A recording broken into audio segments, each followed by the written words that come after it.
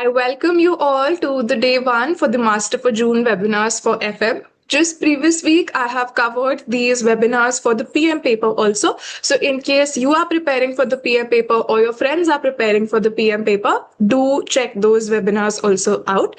Now, today we are meeting for FM. Tomorrow will be the day two, and then Sunday will be the day three of these series. Now, guys, we all know why we are here. This is a series that is conducted by us at Being Associate to basically help you people prepare better for your upcoming exams in the month of June.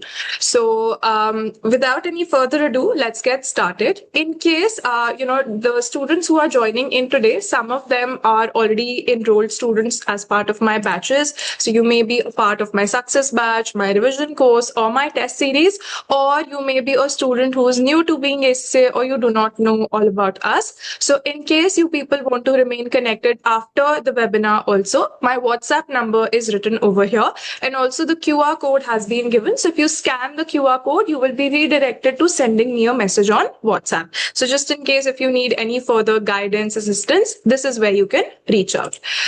Now, guys, before we get started with the webinars, I'd also like to introduce myself briefly. So I am Tushita Gupta. I'm an ACCA affiliate, also the co-founder at Being ACCA. Academically, I hold two bachelor's degrees. One is the BCom honors from Delhi University, and another one being the OBU degree, Oxford Brookes University, the BSc honors in applied accounting. Further, I've completed all 13 of the ACCA papers, which made me an ACCA affiliate. And because I've been through all of these papers myself, I was in your journey someday. So this helps me understand what sort of challenges you people face and how I can help you tackle those challenges. So this is about me academically. Professionally, I used to work in the audit domain in one of the big four firms, but then now I have shifted into the core finance domain for a while now. I work as a portfolio strategist and a derivatives trader at a leading stockbroking firm here in Delhi, India. So this is what I do. 9 to 5, and then my 5 to 9 are you people. I guide you guys. I really enjoy mentoring you people. So I created Being ACCA with Punya to, with this sole objective of giving you people the best quality of the mentorship, the guidance, along with affordable prices, of course. So this is a little bit about me. Over 3.5 years since I've been doing this, I have had the fortune of mentoring more than 5,000 students now. So this is something that I really enjoy, and I come with experience when I tell you people all of these guidance that I will be giving you as part of this webinar series. So this is a little bit about myself. My core expertise lies in the papers of the costing side. So you have the MA, FA, and then the PM paper, and then SBL paper also. Now here we are today meeting for the FM, and AFM also is a part of my expertise. So FM paper specifically because you people know that how in your syllabus you would have studied about options, futures, forwards, swaps. So that's something that I really do on a day-to-day basis. Just today, I was doing the trading in the derivatives market. So this gives me a real life, because I have this real life experience and the exposure, it helps me connect the dots better for you people. I can give you people real life examples because this is what I practically do daily. So this is an added advantage. Now moving forward, we'll just have a quick look at the passing rates also. These are the global passing rates that we have. So you can see the passing rates keep on changing every quarter. But if we have a look at an average figure, you can see that it was 50%, then it fell down to 48, then it went to 46, then 48 again, and then 50. So roughly we can say that the ranges keep on fluctuating between 46 to 50%, which makes it one of the highest passing percentages when it comes to the FM paper. But guys, you people tell me, if the FM paper has higher percentages than the other papers, should we be taking the paper lightly? Should we be taking the paper lightly? Yes or no? No, right? Because if you see, the latest pass rate is 50%. That means two students who sat for the paper, one student cleared it, one student did not clear. So if you're taking the paper lightly, you will be the second category of the student who does not clear their paper. So please ensure whatever is the remaining time. You may have worked very hard previously, you may not have worked anything previously. Whatever category you belong to, the next few days which are remaining before your exam, they are very, very crucial. What you do right now can make or break your paper and ultimately your result. So please, guys, do not take the paper very, very lightly.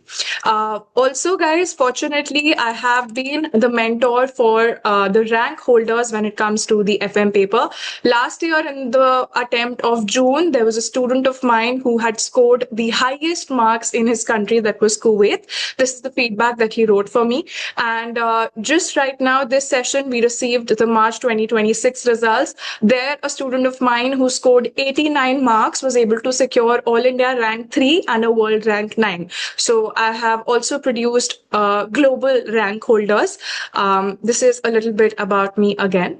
Now, moving forward, I would like to take you people through the course structure that we have as part of FM. So, just to let me know about your your condition better.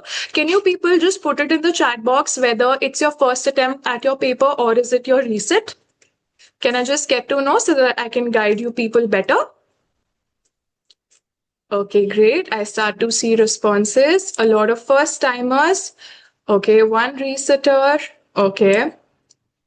All right, all right. So we have a mixed batch. I can see majority of you people are first timers, but then there is quite a few portion of the resetters also.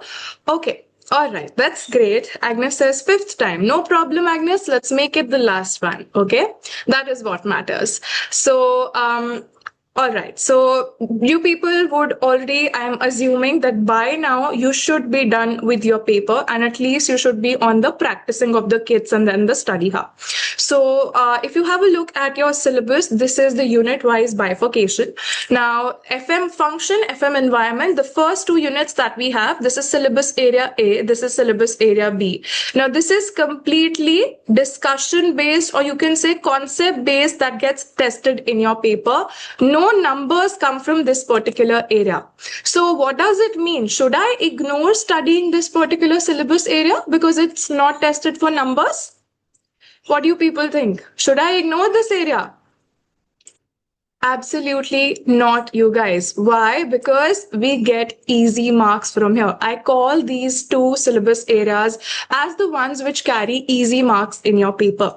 Now, if we have to cross that 50 mark, every single mark counts, right? So these two areas where you don't have to do much with the numbers, these two areas are primarily common sense related. And even if you haven't studied them before, just studying them over here nicely will help you fetch those easy marks in your paper.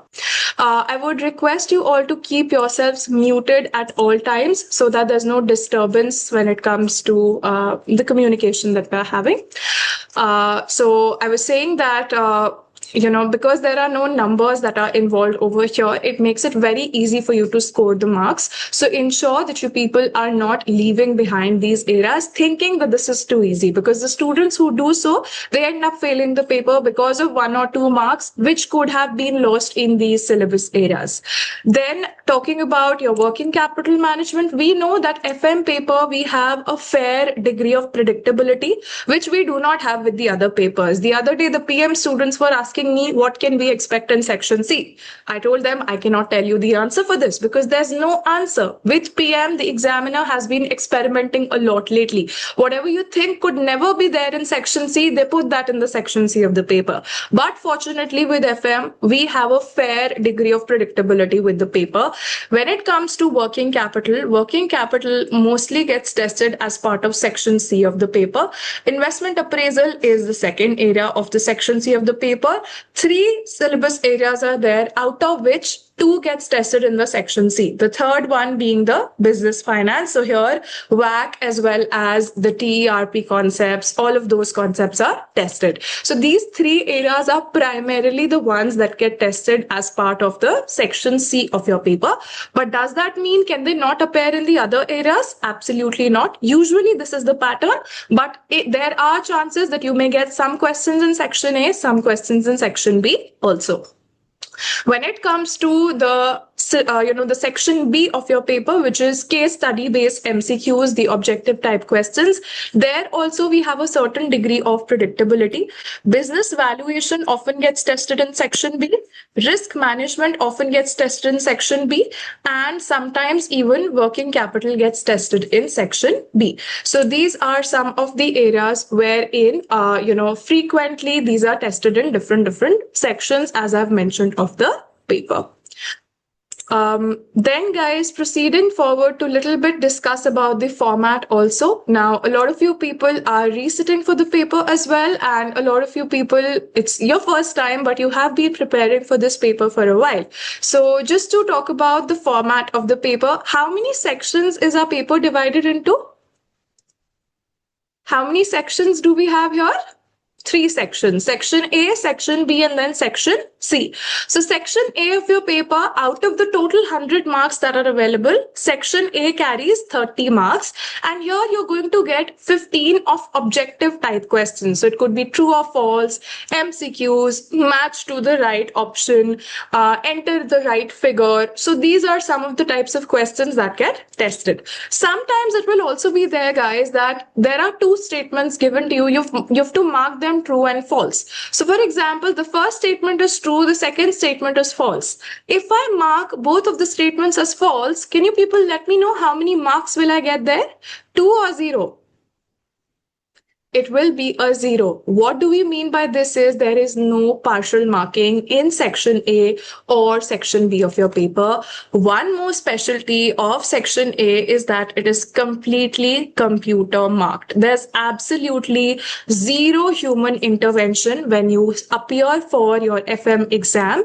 The section A and the section B of your paper will entirely be marked automatically by the computer software. There's going to be no single human being who will be involved over here. So if you people are not following the rounding instructions, if you're not giving your answers in the proper format, your answers are going to be marked as incorrect. So we have to be very, very careful, especially when there are 2 statements or 3 statements which I have to answer. Even if I answer 2 correctly and just 1 is wrong, I still end up getting 0. So it's either do or die situation. Either you get the full 2 marks or you lose out everything altogether, irrespective of whether half of your answer was correct. So this is something we have to be careful about. And when it comes to section A, do we know that any area specifically will be tested over here? Absolutely not. Section A can cover anything and everything from your syllabus. So there's no restriction to the examiner.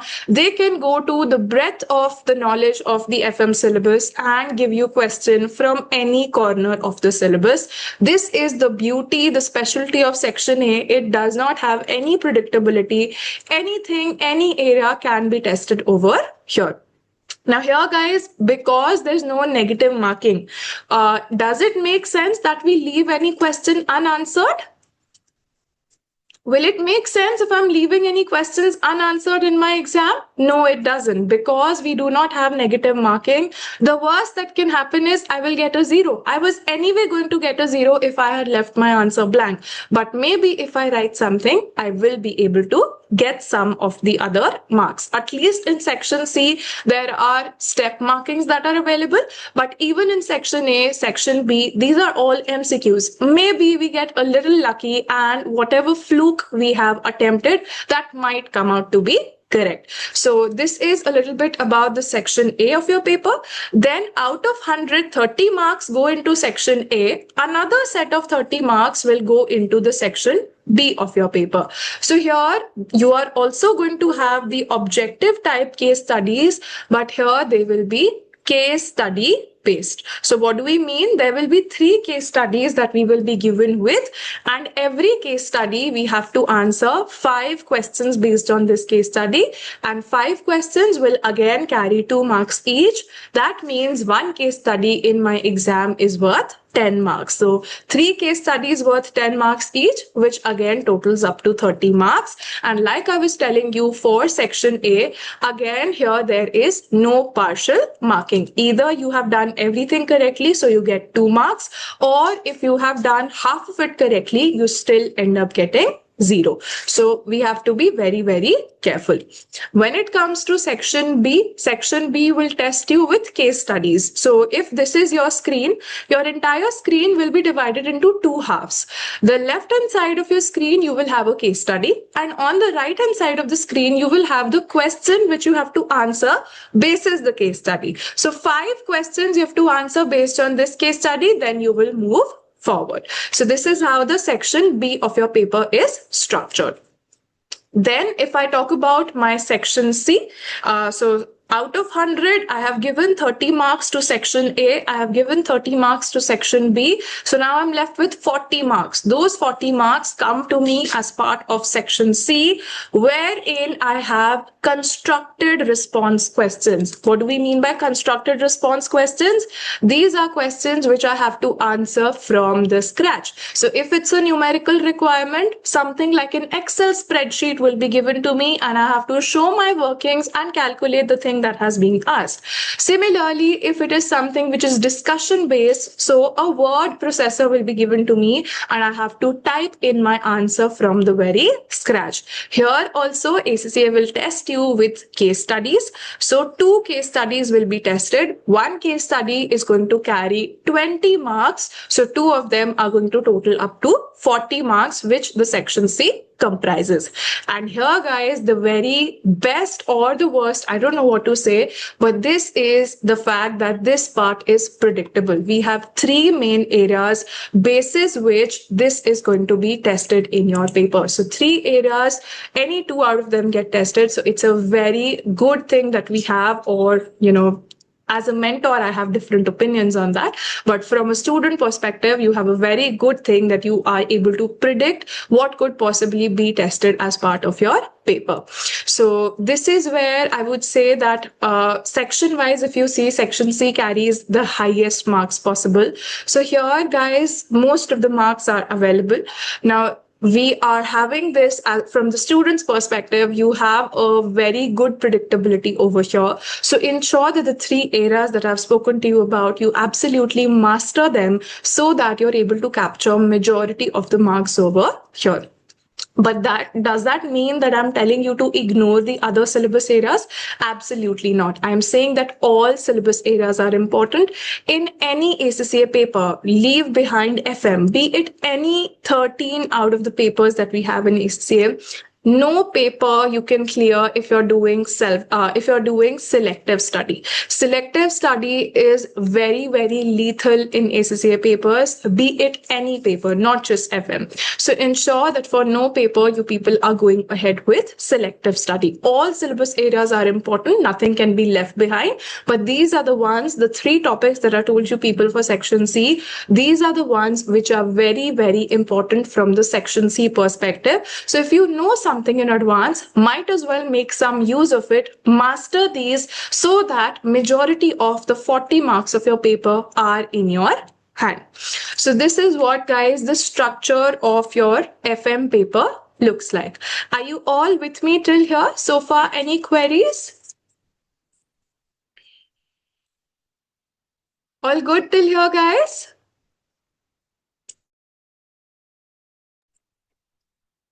Okay. That's great. That's great, guys. So before we move ahead, I would also like to discuss with you people a few reasons why the FM students end up failing the paper. Those of you who are resitters, who are appearing for the paper again, you might be making some or all of the mistakes that I've noted over here. And those of you who are appearing for the paper for the very first time, you people are, if you consider yourself to be a smart person does not just learn from his or her own mistakes. A smart person learns from others' mistakes also. So here I am discussing with you people those mistakes which have been made by the students previously who ended up failing the paper. So if you do not want to be the one student who ends up failing, but rather want to be the one student who ends up passing, ensure that you're making none of these mistakes. The very first mistake that we have is the lack of exam practice. A lot of students lay very much emphasis on completion of the syllabus. They just keep doing the syllabus over and over again, thinking that just completing the syllabus is going to help them pass the paper. But if you're not practicing under proper exam conditions, you go through the kits, you solve the study hub, that is when you're fully prepared for your paper. Another thing is not understanding the requirements properly. A lot of you, when you go to the exam in a hurry, you have a time pressure on your head. A lot of you people, you do not actually read the requirements very carefully. You just, have a look at it in a jiffy, and then you end up misreading the requirement. You thought this is what you have to answer, but that was not what the examiner had asked you guys. So this is something which again causes you to fail, because if you're not giving the examiner exactly what they have asked from you, then nobody is going to help you fetch those marks. Another thing is the time management issues, guys. You could be the master of the FM concepts. You could be the king when it comes to the FM concepts. But guys, if you are not managing your time properly, time is going to show you its importance. I have seen students who are perfect at their concepts. They know everything very well. They've practiced very well, but in the exam, they did not manage their time well, because of which they could not complete the entire paper. Now, you people tell me, is it easy to clear the paper by attempting the entire 100 marks of paper? Or is it easy to get a 50 out of, let's suppose, 80 marks? What is easier? Getting 50 out of 100 or getting 50 out of 80? Entire 100 marks of paper will give you a better shot at passing the paper. So guys, do not mess up with your time management. Do you guys know what is the rule that we have to follow for time management? It's a classic rule that we follow for nearly all of the other papers also. What's the rule for time management?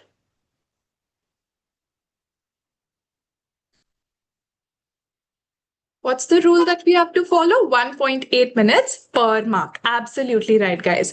We have a total of 180 minutes available in our paper, over which I have to answer questions that are worth 100 marks. So if you do this numerical, this comes out to 1.8 minutes that you have in your paper per mark. So that means if a question carries 10 marks, then you have 18 minutes to solve that question. As soon as those 18 minutes are over, but you're still left with the last question, what should you do? Should you complete that last question or should you move forward? 18 minutes, the allowed time is already over. What should I do? I'm stuck on the last question. I should move forward. Absolutely. Moving on is the best thing that we should do to manage our time properly. Because if you're stuck in one question, this is something which the examiner sometimes even deliberately does. They will throw in some questions which are bound, which will, lure you into wasting your precious time in the exam on those questions, because you'll feel, I know this, there's just something that I'm not able to figure out. So you will waste your time, and what will happen is you'll not be able to get the chance to complete the entire paper, which will dim the chances of your passing. So you do not want that to happen. As soon as the allowed time is over, you have to move forward. Then guys, the next thing which the students who fail the paper do is they have a poor exam technique. So they will not show the workings very clearly when it comes to section C questions. If your workings are difficult to follow, even if your answers are correct, the examiner is probably going to think that you maybe saw the answers from somewhere because the major part of your workings are missing, but somehow you have the final answer with you. So please ensure that you are showing your workings very, very properly. Your answers are well structured. When it comes to numerical requirements, you're putting your answers in proper formats. When it comes to discussion requirements, you're putting your answers in proper pointers, subheadings, and short paragraphs. Nobody wants to read long essays. None of your examiners would want to read a long essay. So you give them what they want. You give them short paragraphs which are easier for them to read so that they find it easy to also give you marks while they are marking you. So this is about the exam technique. You should show your workings very, very clearly. When it comes to your discussion answers, ensure that they are well formatted, they look presentable, and they cover all of the points which have been asked for. Another thing is a lot of students feel that the FM paper is a numerical paper. Would you agree with me when I say that? Can I say that the FM paper is a completely numerical paper? Why is it not? Why can I not say that? Because the discussion portion also that we have in our paper carries a good 30 to 40% marks in our paper, including what you get in all the 3 sections of the paper.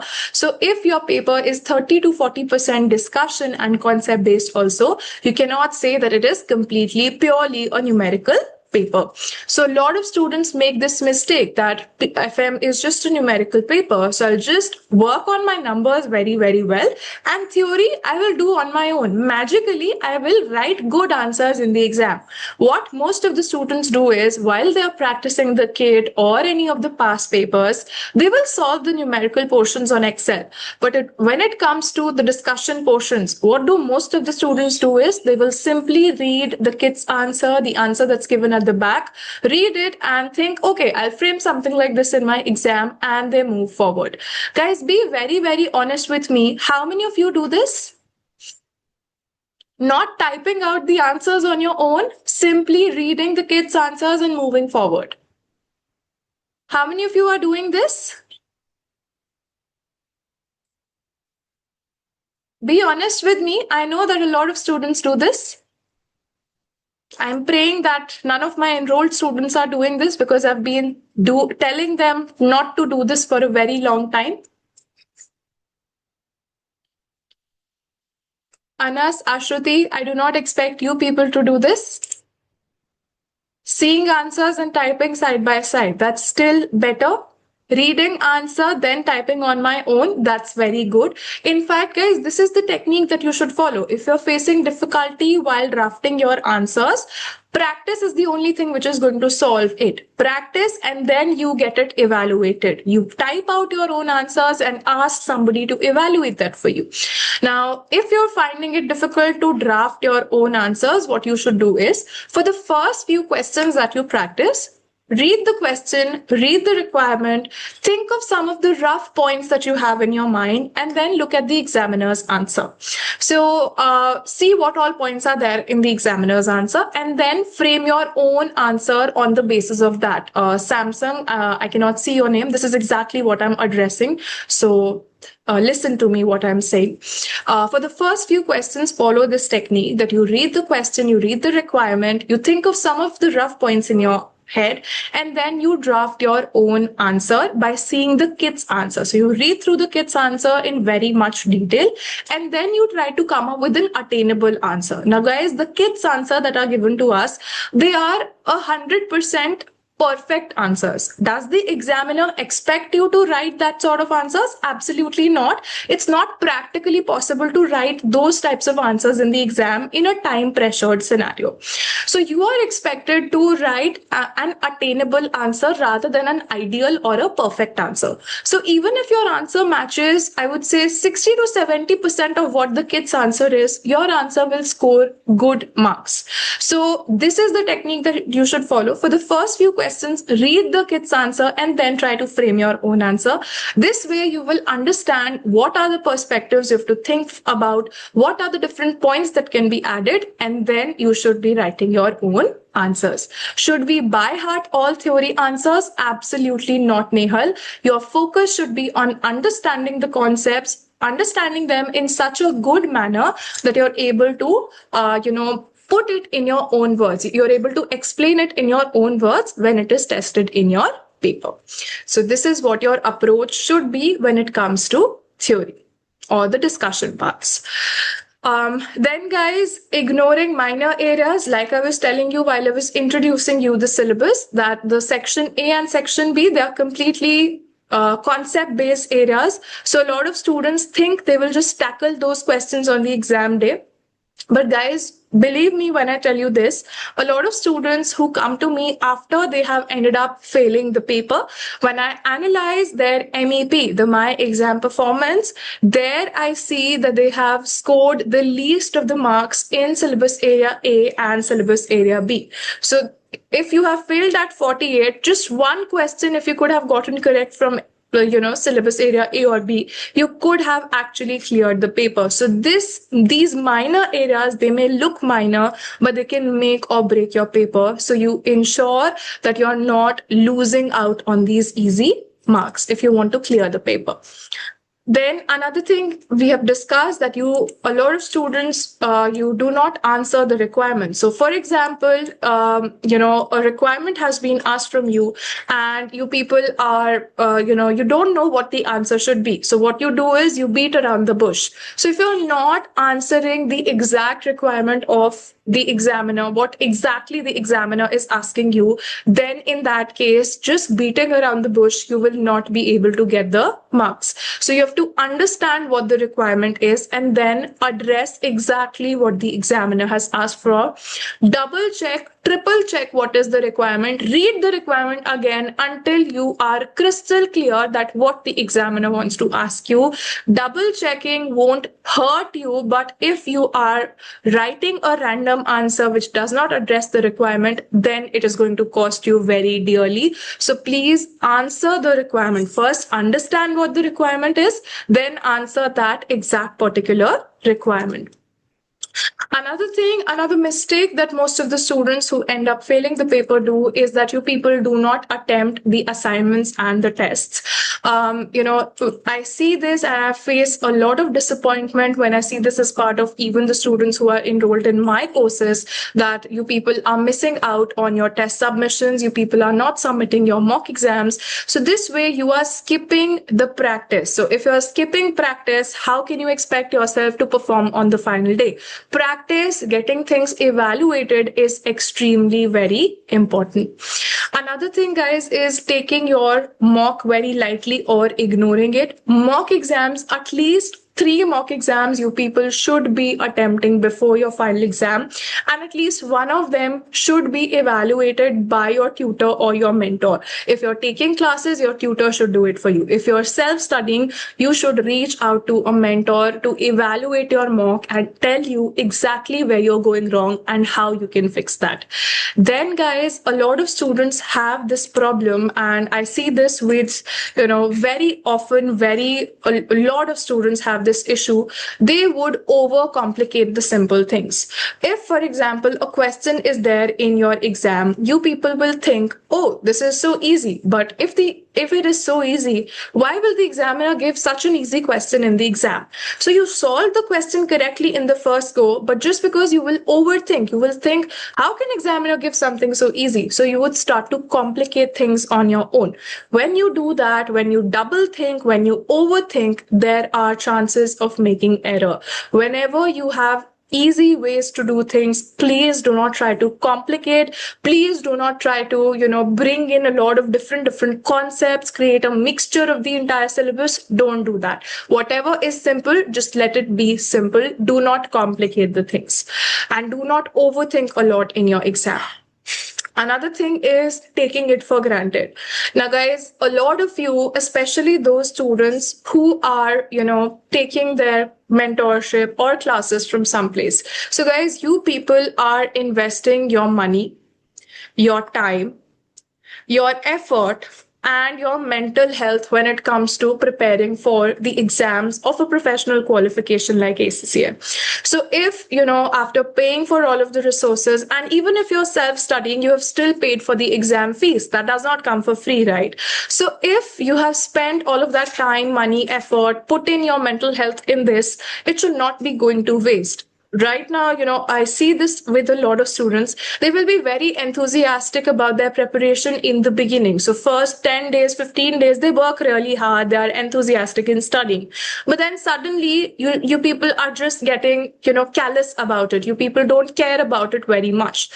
Underestimating, not using the resources that you have at your disposal, this is going to be something which will, this attitude, this approach will never help you out. If you people really want to become somebody, you want to become a working professional who has a qualified chartered accountant degree, you people have to put in that time, that effort, that toil into the qualification. Only then it is going to get you that reward. But if you're doing all of this and you're still taking it for granted, thinking I'll study tomorrow, I'll do this tomorrow, delaying things, postponing things, that is going to take you nowhere, guys. Believe it, I have seen it with the students. So please ensure that you're taking things seriously. Another thing is, we have discussed this point, considering it a completely numerical paper. We've discussed this already. FM is not a completely numerical paper. So if you're one of those students who's thinking, I will just master the numbers, I don't need the theory to clear the paper, my friend, you are heavily mistaken. And this mistake is going to have a huge cost, which you will get to see in the month of July. So please ensure that you are not ignoring theory. Right now, I am telling you this. You will see a lot of other tutors telling you this. But if you're still not listening to this, then you will see how this is going to impact. So guys, please consider theory also equally important when it comes to the numbers. Then guys, another mistake, not listening to me. So I just added it as a fun point. If you go for proper structured guidance, you have a good exam technique. This is the main difference between a student who passes the paper versus the student who fails a paper. So right now, all of the points that we have discussed together, these are some things that you should have in your mind, that you should not be making these mistakes. All those of you who are resitting for the paper, can you people let me know, do you see any of these mistakes that you made in your previous attempt?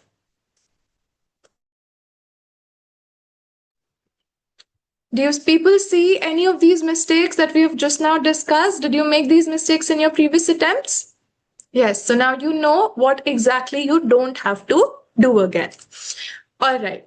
So now, guys, talking about what the agenda for these 3 days of webinars is going to be. So firstly, we are meeting today for day 1, wherein I have given you people a basic knowledge about the FM paper, the structure, the format, the syllabus overview, and then what are the passing rates and everything.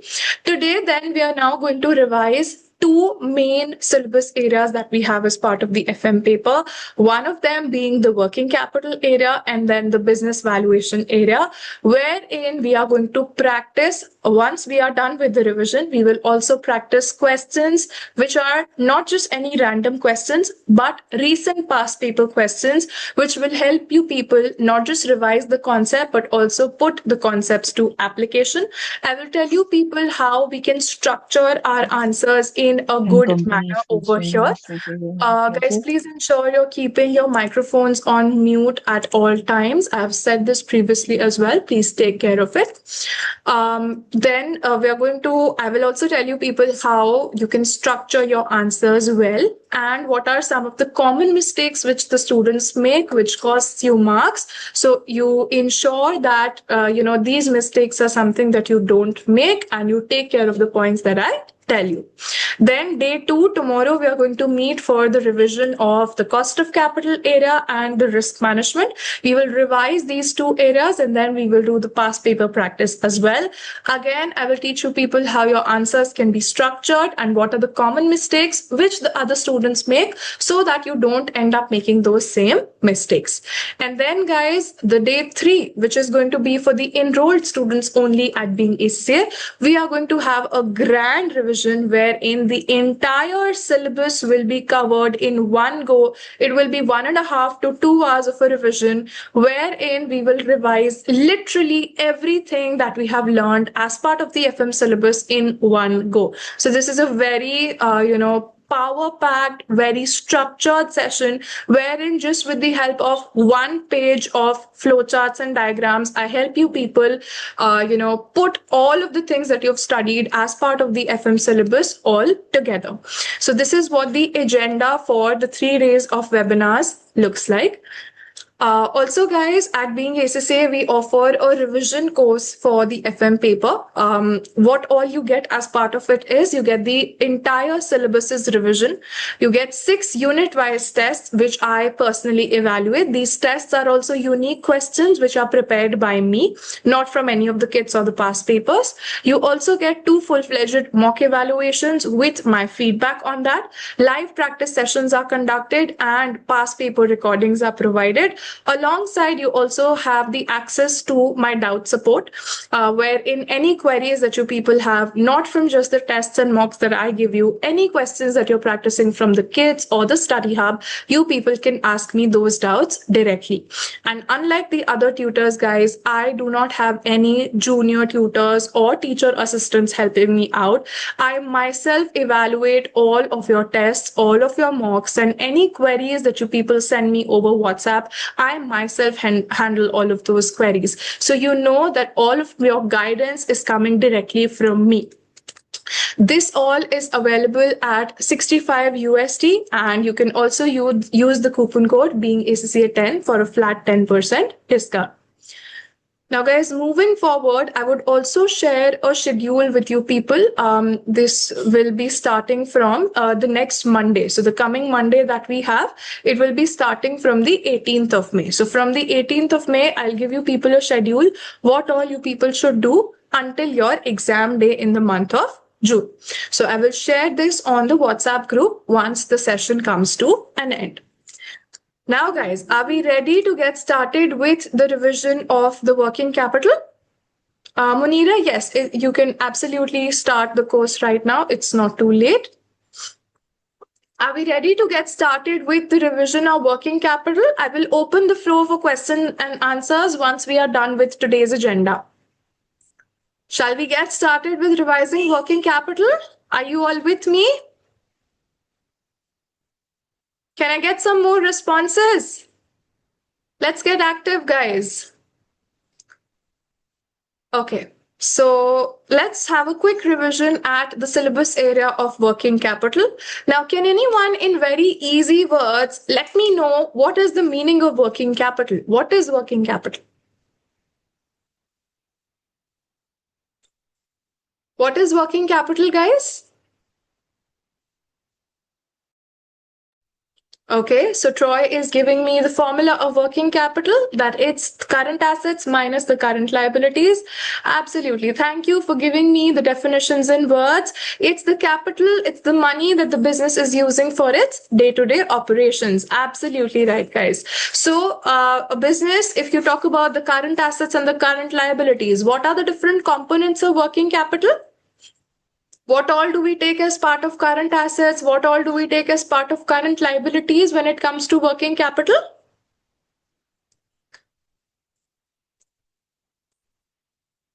Yes, as part of the current assets, we have the inventory, that's the stock that the business is holding. We have the cash balance, the business is holding some sort of cash, some sort of a money that's sitting in their bank account, which they can use on an everyday basis. And then you have the receivables also, of course, definitely. And then the business only does not have assets. There are certain liabilities also. Absolutely right, Bhargavi. The payables are my current liabilities. Who are payables? Those are my suppliers from whom I have taken my raw material and I have not yet made the payment. Who are my receivables? Those are customers who purchase goods from me, but they have not yet made the payment to me. So these were the individual components that we have as a part of the working capital. And if you see the FM syllabus, all of these are separate chapters which have been taught to you that in detail how is inventory managed, how is cash managed, how are receivables managed, and then how the payables are managed at a company. Now guys, why exactly do we need to do working capital? Why do we need to manage working capital? Why is it so important? Is it important in the first place? Is working capital management important?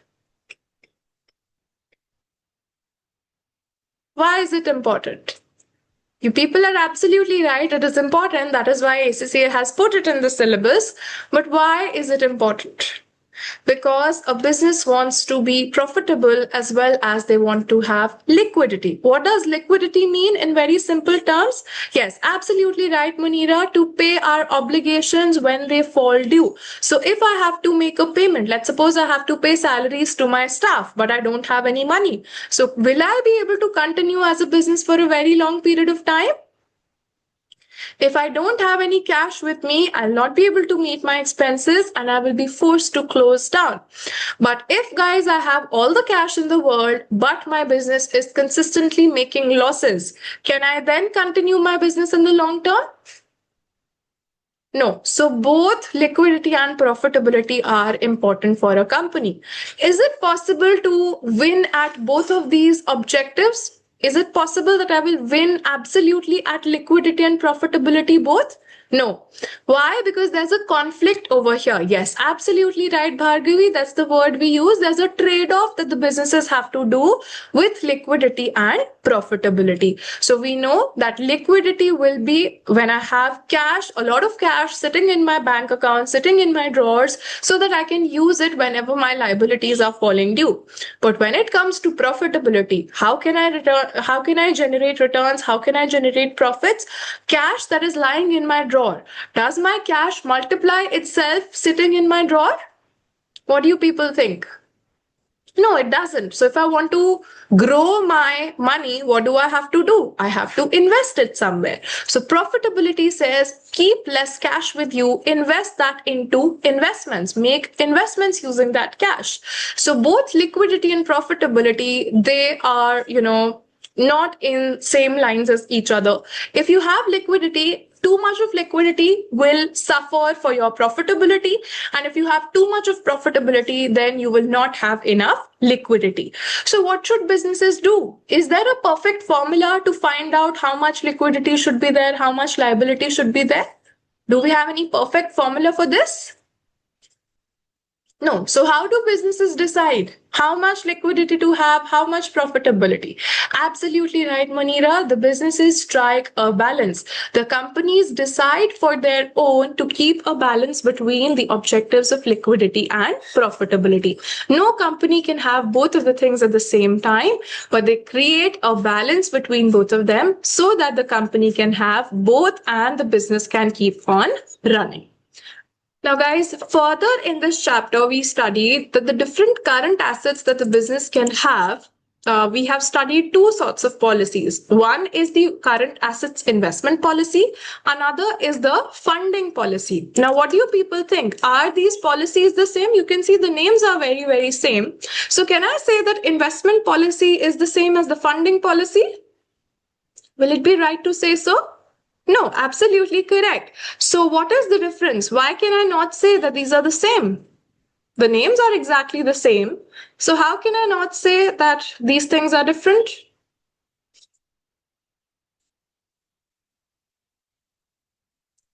Anybody who would like to answer this? What is investment all about and what is funding all about? How are they different from each other? Absolutely right, Bhargavi. Funding is where we bring in the money. So money that the business is using, it will not just fall from above. It will come from one or the other sources. So where does your money come from? Does it come from short-term sources or does the money come from long-term sources? That is what the funding policies are all about. And on the other hand, what is investment policy all about? What is investment policy all about? Investment means how much money we are going to invest into our current assets. So will we hold too much of current assets, or will we hold too less of current assets, or we will hold a good number, not too much, not too less. That is what we decide as part of the investment policy. So just to put the difference in a nutshell, funding is where you get the money from. Is it a long-term source? Is it a short-term source? Versus investment policy is about how much level of investment you are doing in your current assets. So guys, if a business has a lot of inventory, lot of cash, lot of receivables, very less payables, what will you call that company? Which sort of a policy are they following? Too much cash, too much inventory, too many receivables, very less level of payables. Which strategy is this company using? Okay, conservative. Is it investment or is it funding? Yes, it is investment, conservative investment policy. Absolutely right, guys. So when the business is having too much of cash, too much of buffer stock, inventory, they are being very, very careful. They just want to ensure whenever there's any liability, we do not want to default. Whenever there's any customer who wants to purchase, but they don't have any cash, no problem, you take it from us on a credit. And we do not take much credit from our suppliers because we want to have a good reputation that my company always repays the money on time. So this is a very safe approach. That is why we call it as a conservative investment policy. What will be the vice versa of this policy, guys? Vice versa will be an aggressive investment policy. What sort of, the assets am I going to hold here? Too many or too less? Inventory, cash, receivables. Yes, it will be too less. I will play risky over here. I will hold too little inventory. Now here there's a risk that if a customer walks in, my inventory is over. So I face the risk of losing out my customer to my competitor. So my buffer cash will be low. My inventory will be low. My receivables will be low. And what about the payables? Will it be high? Will it be low? It will be high. Absolutely right, guys. And when I am not playing on any of the extremes, but I'm trying to create a balance over here, I do not have too much of assets also, but then I don't have too less of assets also. Then it's the moderate investment policy. Matching is the word that we use for funding policy. Moderate is the word that we use for the investment policy. So then the business will be set to using the moderate investment policy. Are you all with me? Investment policies are clear to everybody? Yes, so far so good? Okay. Now guys, moving forward towards the the funding policies. So funding, as we were discussing earlier, it's all about where the money is coming from. So is the money coming from long-term sources or is the money coming from short-term sources? Usually, if I ask you people, which source of money is more expensive, long-term or short-term? Yeah.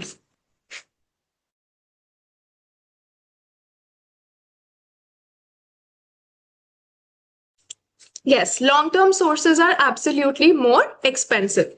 So if you want to be a profitable business, what sort of, borrowings do you want to have? If you want to increase your profits by a whole amount, what sort of borrowings will you prefer? If you want to increase your profits, your cost should be as less as possible. Where will you get less cost? Under the short-term borrowings. So if you want to maximize your profits, you don't care what else is happening in the business, then in that case, you are thinking to use of more of the short-term sources. So in that case, what sort of a person are you said to be? A conservative or an aggressive person? When you're relying too much on the short-term debt, you are said to be using the aggressive funding policy. Then if you do the opposite, you try to be on the safe side, you do not want to face the risk of bank refusing to lend you the money, then you are said to be using the conservative policy. And then guys, to talk about the matching policy, we also need to know, do we have any bifurcation when it comes to my current assets? Can my current assets also be further divided into subtypes? What are those subtypes?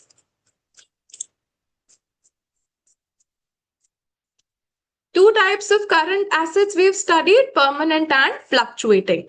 Now, current assets, by definition, they are all assets which remain with the company for a period of 1 year. But then there are some current assets which are more permanent than the others. How so? Can you people give me some examples of the permanent current assets which remain with the company for a longer period of time compared to the other current assets? The buffer stock, the precautionary inventory, the precautionary cash. Absolutely right, guys. These are the things which the company maintains more than the other assets. Some sort of inventory. Let's suppose my business has 10,000 units of inventory. From that, 2,000 is my buffer stock. 8,000 I keep trading on a day-to-day basis. I sold it to my customer, ordered it again. But that 2,000 remains with me no matter what happens because I have decided I want to keep 2,000 as my buffer stock. So the stock which remains with me as a buffer, that will be the permanent current assets. And the stock which I keep for my day-to-day trading, that will be my fluctuating current assets. So when guys, ideally the business, what they should be doing is they should not be going for completely long-term borrowings. Neither should they go for completely short-term borrowings. What should businesses ideally do is anything which you need for a longer period of time. So for example, the business wants to make a long-term investment, or if you talk about the permanent and the fluctuating current assets only. So the permanent ones are something which you need for a longer period of time. So which source of a finance should you use to match it? You need to find out the source for your permanent asset. So you need a long-term source for it. And anything which is a fluctuating asset, which kind of a borrowing can you do for that? Short term, because you have that requirement only for the short term. Within the next 2 days, you will sell it off and you can return the money back. So this is the matching policy where for the fluctuating assets you use short term, for the permanent assets you use long term borrowings. But in aggressive, too much focus will be made on the short term borrowings, and in conservative, too much focus will be made on the long term borrowings. Both extremes are something which are not recommended. What is the recommended approach? The recommended approach is the matching funding policy that should be used. So this is all about the funding policy. Are you all with me till here? Funding and investment policy, you people now are very clear with the difference between the two, I hope.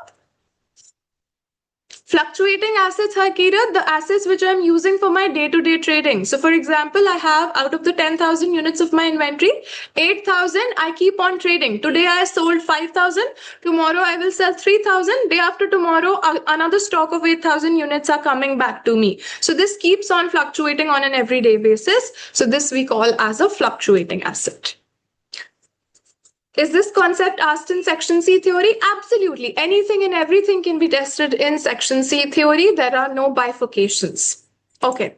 Now moving forward, we've also learned some of the ratios as part of this chapter, the cash operating cycle, the liquidity ratios, the current ratio, quick ratio. We also learned about the concepts of over capitalization and over trading, or we can also call it as under capitalization. So when the business wants to grow very rapidly, very aggressively, we call it as over trading. They do not even have a good working capital to support their level of growth, but they still are rapidly selling the things. Then we call it as over trading. And if a business is being extremely conservative, they have too much of working capital, but their level of business is very, very small. So then we say that they are going for over capitalization. They are playing it extremely very safe, which is not even needed. Then guys, we move forward to the particular specific chapters that we have as part of working capital, the receivables and the payables. So in lots and lots of questions that you see from section C of the paper, you will find that you have to calculate, should the business accept the early settlement discount? Should the business go for the factoring agreement? Should the business go for invoice discounting? These are some of the other concepts also that we have studied in the working capital unit. So guys, firstly, you people would have studied in the receivables chapter. Receivables means your customers are going to take some time to make the payments to you. So what are some of the ways that I can use so that my customers can pay on time? What are some of the strategies, some of the techniques that I should use? Offering them some discount, okay? Sending them monthly statements. You people would have studied these points, I'm assuming. Sending them statements, just like how when you people have a credit card, they are going to send you monthly statements. This month you spent this much amount here. Yeah, telephone conversations, chasing, sending them invoices, offering them some sort of discounts. If they are not paying up, going for the legal action, using a personal approach, contacting directly with the higher level people at the company, or if nothing else is working, hiring the collection agencies. There are proper experts who are helpful in recovering the money from them. Yes, absolutely. Reminder letters can also be sent. So these are some of the ways that can be used to recover your money back from the customers. Now, guys, in some of the questions, you people will see numerical questions asking you, should the business go for the early settlement discount or not? Now, I would like to ask you people, can I blindly take a decision to go ahead and accept an early settlement discount?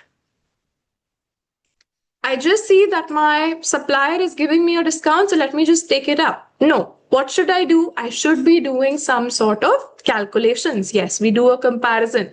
What all things do we consider? How much discount will I get? Now, because of this particular discount, will I be able to save any of the admin costs? What impact is it going to have on my profits? Will I save any finance cost? Will there be any reduction in the bad debt? So the early settlement discounts, you can be given questions from both the perspectives. You could be the one offering the discount, or you could be the one taking up the discount. So both situations can be there. You have to properly do a cost benefit analysis, and then only you will come to the conclusion whether the discount should be accepted or it should be offered or not.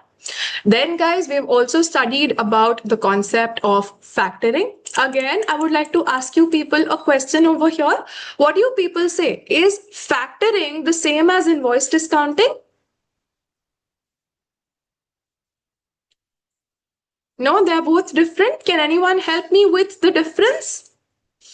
If they're both different, what's the difference between factoring and invoice discounting?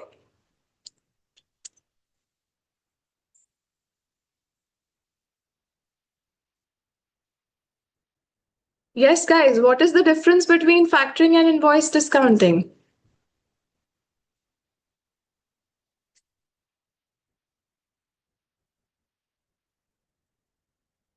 Factoring is appointing somebody to collect. Invoice discounting is related to third party. Okay, I'm looking for some better responses. Okay. Okay, all right. So basically, there's a difference that exists between both of these concepts for sure. Now, what is factoring and what is invoice discounting? Let's talk about that, and then we will discuss how are they both different. Now, when it comes to factoring, guys, here there's going to be a third party company who we are going to collaborate with. So this party is going to be called as a factor. So what happens is, if you people are finding it difficult to collect the money from your customers, they take goods from you on credit and then they don't pay you money for a very long period of time. So this way you're not able to manage the cash position of your company very well. So what you do is you hire somebody called as a factor. This factor, they are experts at handling this particular area, the receivables collection. So what they do is they take care of your receivables ledger completely. They tell you which customer will be granted how much of credit, which customer will be given how many days to make the payment to you. If the customer is not paying, they will use their strategies, their ways to get the money recovered for you. So here, entire process of receivables will be taken up by the factor. So for this, definitely they will charge you a fees, which is called as the factor fees.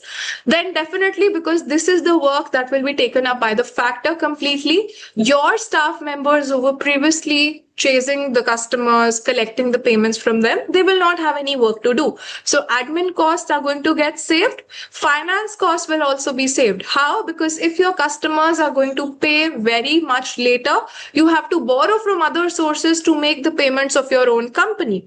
Now, if the money comes back faster, you will have to borrow for lesser duration, which will reduce your finance cost. And definitely with the factoring, there are multiple types of agreements. We've studied the with recourse factoring and the without recourse factoring. In with recourse, what happens is the bad debts, if any customer defaults, then they remain the company's problem. So if, for example, I am FM company, I have hired, let's suppose, Ashruti to be my factor. Ashruti tried her level best, but she could not recover money from my XYZ customer. That customer owed me $100,000. So now those $100,000 of bad debt, that is still my problem. I cannot ask Ashruti to pay me that money. But when it comes to the without recourse factoring, the factor is going to take the burden of all of the bad debts that happened. So in case one customer did not pay me $100,000, Ashruti cannot come back to me and ask that money from me. Ashruti will have to bear the cost of the bad debt. So if I am going for a without recourse arrangement as FM company, I will also be able to save some of the bad debts, all of the bad debts. And with recourse also, because the collection agency does it better, the factoring is much more experienced. They know who the credit should be given to, how much credit should be given to. So they are able to reduce the bad debts also. Maybe previously I was having 10% bad debts, but now with the factor, my bad debts have fallen down to 5%. So the difference of 5% that I have saved, that is also because of the factor. So these are all the things that we consider numerically while deciding whether a factoring arrangement should be entered into. So this was the concept of factoring. Now, what is invoice discounting? Invoice discounting also, what happens is if your customers are not paying you timely, you go to a third party and you show them the bills that, hey, listen, I need some money right now, but my customer will only pay me after 30 days. Can you do one thing? You take this bill from me right now, and on the basis of this bill you give me some credit. So let's suppose the bill is worth $100,000. You pay me only $90,000 right now. When my customer gives me the money, I will pay you the money back. So this is invoice discounting. Here the main difference with factoring is I still have the entire control over my receivables ledger. I decide who I want to give credit, how much credit I want to give, how many days I want to allow to them.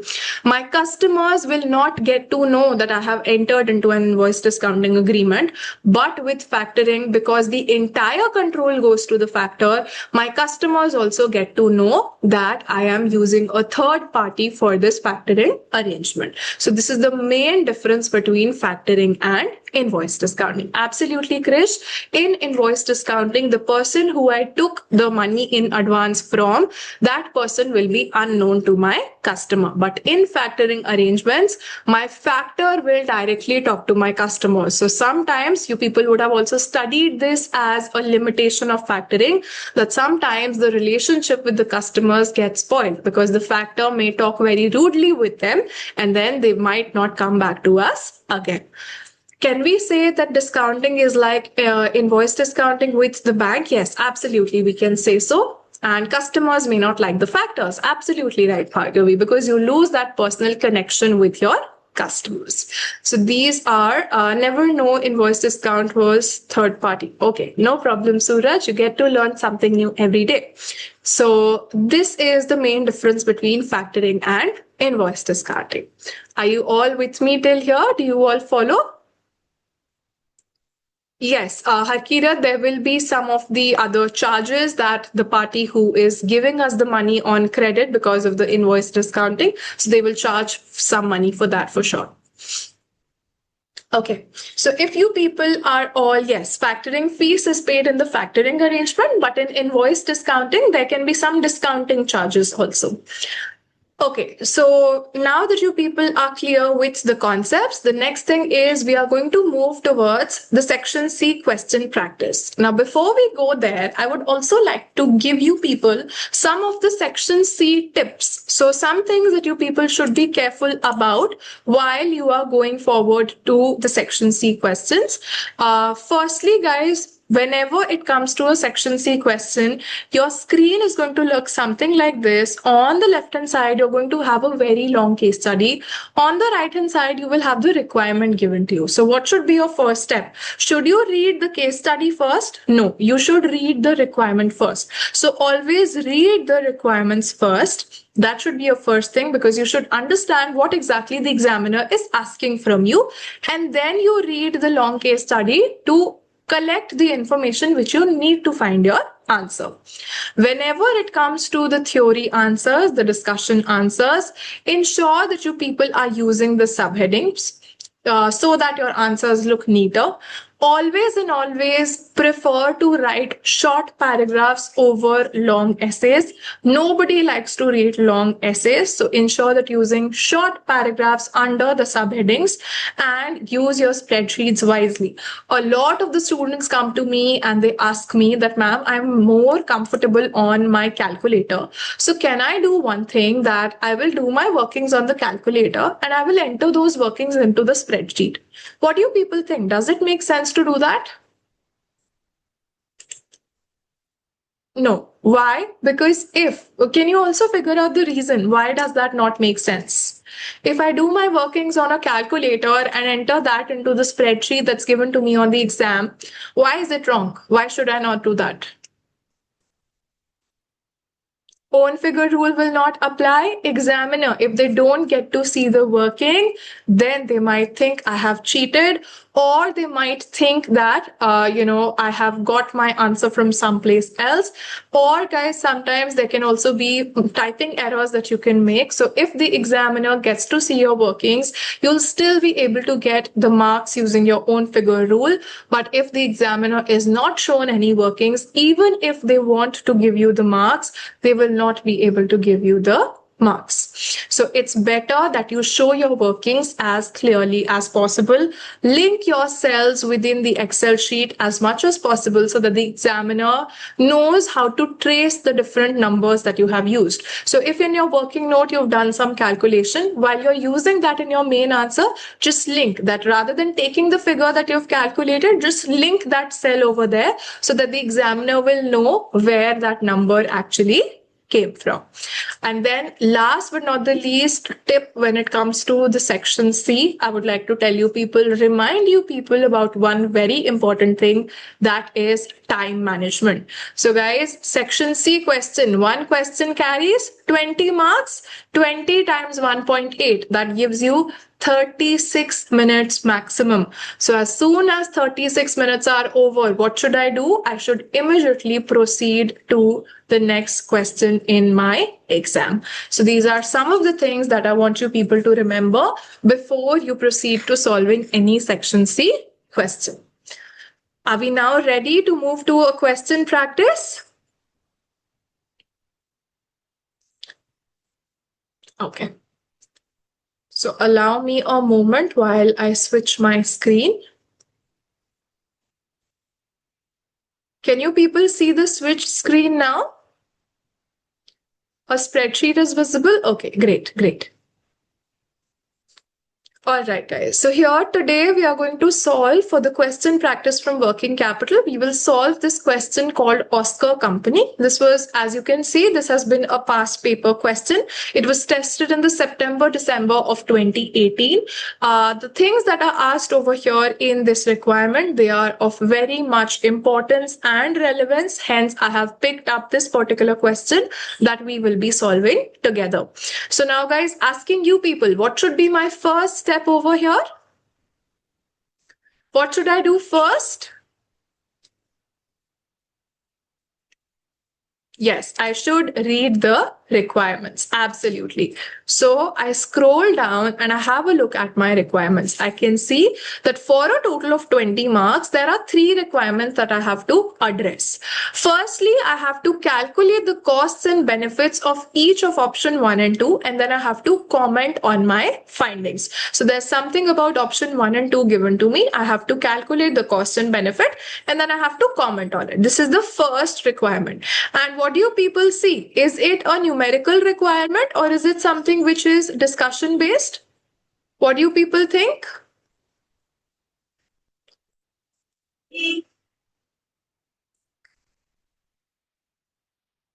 costs and benefits of each option 1 and 2 and then comment.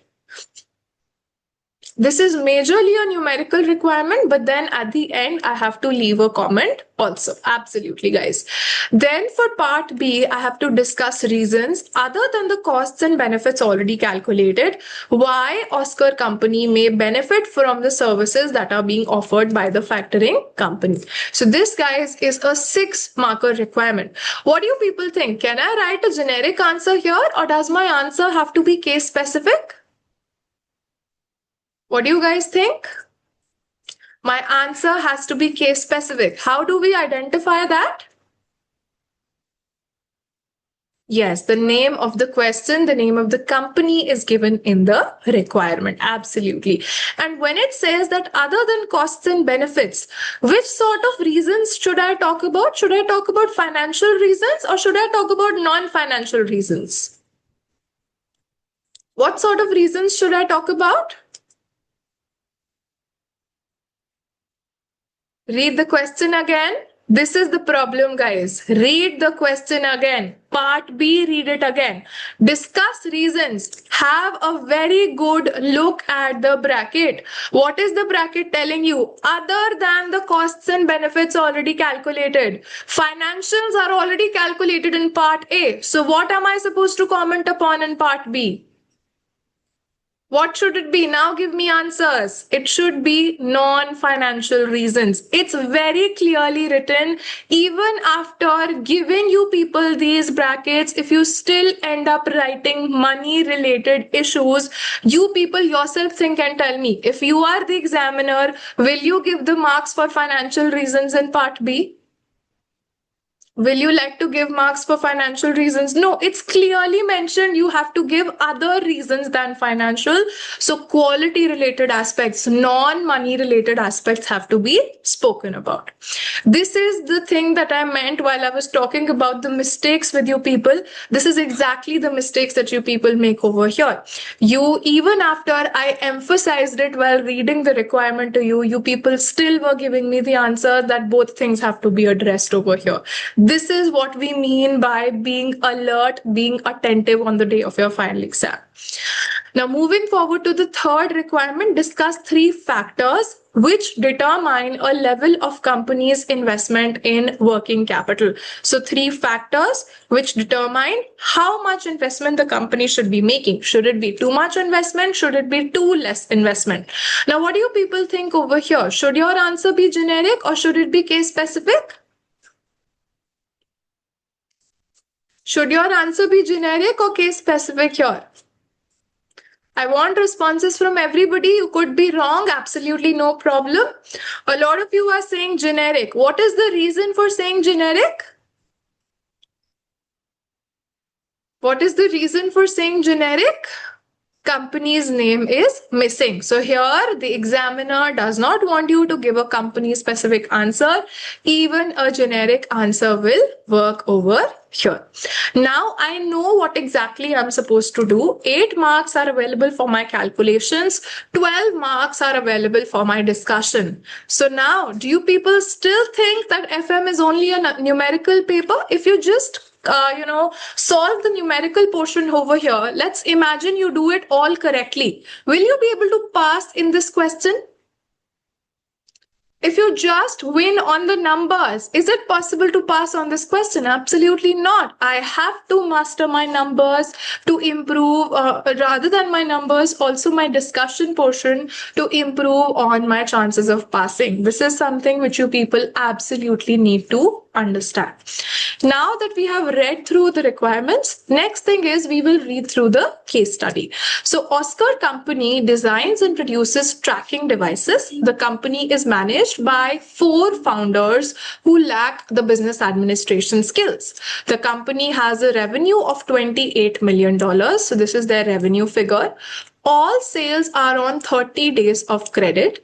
Its major customers are large multinational car manufacturing companies that are often late in paying their invoices. So large companies who pay their invoices late. Oscar Company is a rapidly growing company and revenue has doubled in the last 4 years. Oscar Company has focused in this time on product development and customer service, and managing the trade receivables has been neglected. Oscar Company's average trade receivables are currently $5.37 million and bad debts are 2% of the credit sales revenue. Guys, please ensure you are not unnecessarily annotating on the screen. It creates a disturbance for everybody. Please ensure that, in such a discussion for a professional qualification, we are being serious and not doing these childlike behavior. Okay. Now, moving forward, partly as a result of the poor credit control, the company has suffered a shortage of cash and has recently reached its overdraft limit. The four founders have spent large amounts of time chasing the customers for payment. Now, founders are doing this work. They are not getting the time to do the main work. What do you people think? Should founders be spending time chasing the customers for money? Is it something that they should do? Absolutely not. They are wasting their time. They should be thinking about the strategy, the long-term thing that the company should be doing. Further, it tells you that Oscar Company has approached a factoring company in order to improve their receivables management. Right now, they have two possible options. Option one is administration by the factor of Oscar Company's invoicing, sales accounting, and receivables collection on a full recourse basis. Full recourse means who will be the one responsible for the bad debts? Company or the factor? Company. Oscar Company will be responsible. No, guys, it will not be the factor. When is the factor responsible? Yes, when it is without recourse or non-recourse. Absolutely. The factor would charge a service fee of 0.5% of the credit revenue per year. And then further, it's been told to us, Oscar Company estimates that this will result in savings of $30,000 per year in admin costs. Under this arrangement, the average trade receivables collection period will be 30 days. So the period that we take, the time that we take to collect the money from our customers, that is also going to get reduced. This is option number one. So what should we do is we should just keep doing the working side by side. Let's just go to our workings and create the format. So I've created this sheet for you people wherein we are solving Oscar Company. I will share this sheet with you people after this webinar is over, so that if you want to refer to the workings later, you will have this spreadsheet with you. First part, I want to calculate the costs and benefits of both of the options. So part A, I am solving over here. Firstly, I will be talking about option 1. So under option 1, guys, what are the different things that we should be considering in our calculations? What are the different numbers that I should be looking at? Two numbers are very directly given to me. What are those two numbers, which is a very easy calculation? Admin cost saving is given to me. What else is one very easy working? Very easy working is the factoring fees. Finance cost is considered to be the most difficult one. So let me fetch my easy marks first. What are my easy marks? Firstly, I know that there's going to be a reduction in admin cost. It was told to me in the question that my admin cost will be $30,000 that I will be saving. So I'm putting this as a positive figure. Then, guys, it's also told to me that I have to pay for the factors fees. So factors fees. How much fees will I have to pay to my factor? It's given to me that they will charge 0.5% of the credit revenue. So you can see that all sales are already in credit. That is, my entire $28 million of revenue is completely on credit. So $28 million of this amount they will charge 0.5%. So 28 million is for 6 zeros that we have to take, and then 0.5%. So that means I will be paying a cost of this much to my factor, and because this is the money which the company will have to pay, I am taking this as a negative figure. Do you all follow with me till here? The reduction in admin costs and then the factor fees? Okay. Now, guys, one more thing we have to consider before we can come to our final answer. What's that one more thing that we have to consider?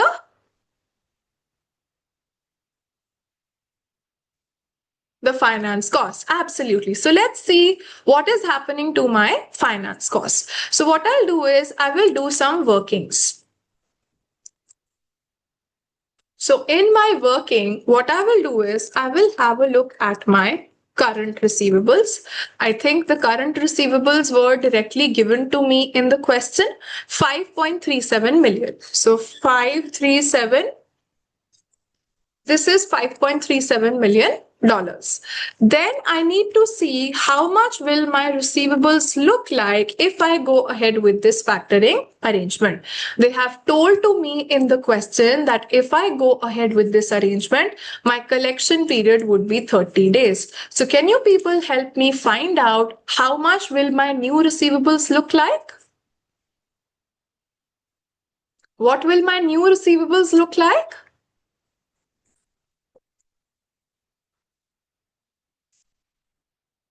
Yes, we will use the collection period formula. What's the collection period formula? Receivables divided by credit sales into 365.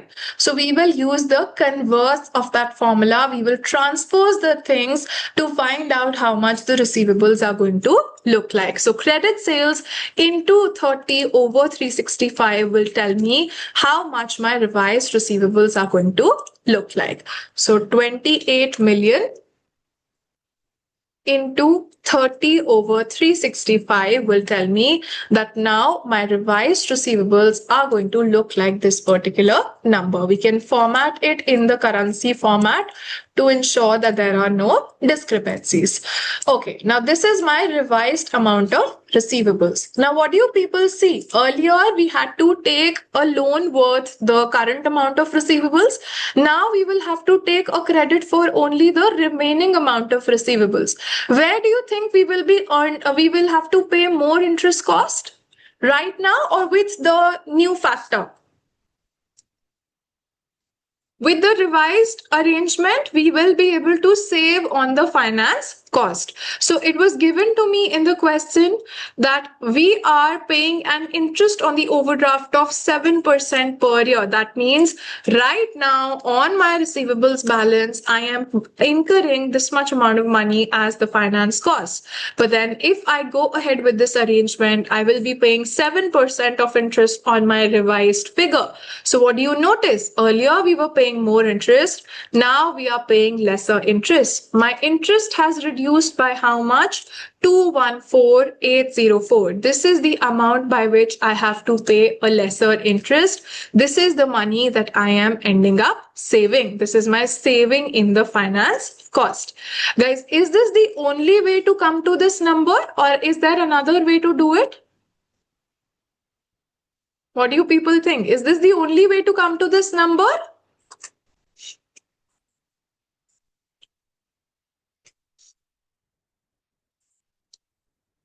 Do you guys know any other way also? Yes, absolutely right, Hakirat. What we can do is we can take out the difference. So what is the difference between both of these numbers?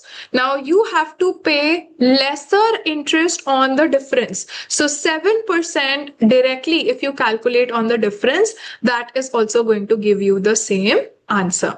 Both of the approaches, whichever one you follow in your exam, will be marked correctly in the answers by the examiner. Do you all follow till here? This working is understood by everybody. This is where most of the students get stuck. You all follow? Okay. So what we will do now is we will put the saving in finance cost. Saving in finance cost is this value. So you can see rather than putting this number manually 214804. Rather than putting this manually, what did I do? I linked it to my cell so that when my examiner clicks over here, they will immediately get to know that I've done my workings over here and they can cross-check the workings. This is a saving in the cost. What do you people think? Good thing or a bad thing for the company that we are saving money? Is it a good thing or a bad thing? This is a good thing. So should you take this as a positive figure or a negative figure? Should you take it as a positive figure or a negative? Positive, absolutely. How did I link it? Manas, very easy. I simply wrote equal to and then I selected the cell. I can show you again. Simply type equal to on your keyboard, select the cell which has the value, hit enter. This is how you link the cells. Okay, guys. So this is the, now I can come to my final answer. This is all of my workings completed. So my net effect of this particular option is going to be the sum of these three numbers. So I save cost, I pay factor fees, then I save finance cost. So overall, this is going to give the company a benefit of these many dollars. You can reduce the decimal places. $104,804 will be saved by the company, Oscar company, if they go ahead with this particular arrangement. Adiba, you're talking about the bad debt. Can anyone else explain why we are not considering about the bad debts over here? Why are we not considering the bad debts in this case? Yes, this is on a full recourse basis. So on a full recourse basis, the bad debts will still be a company's problem.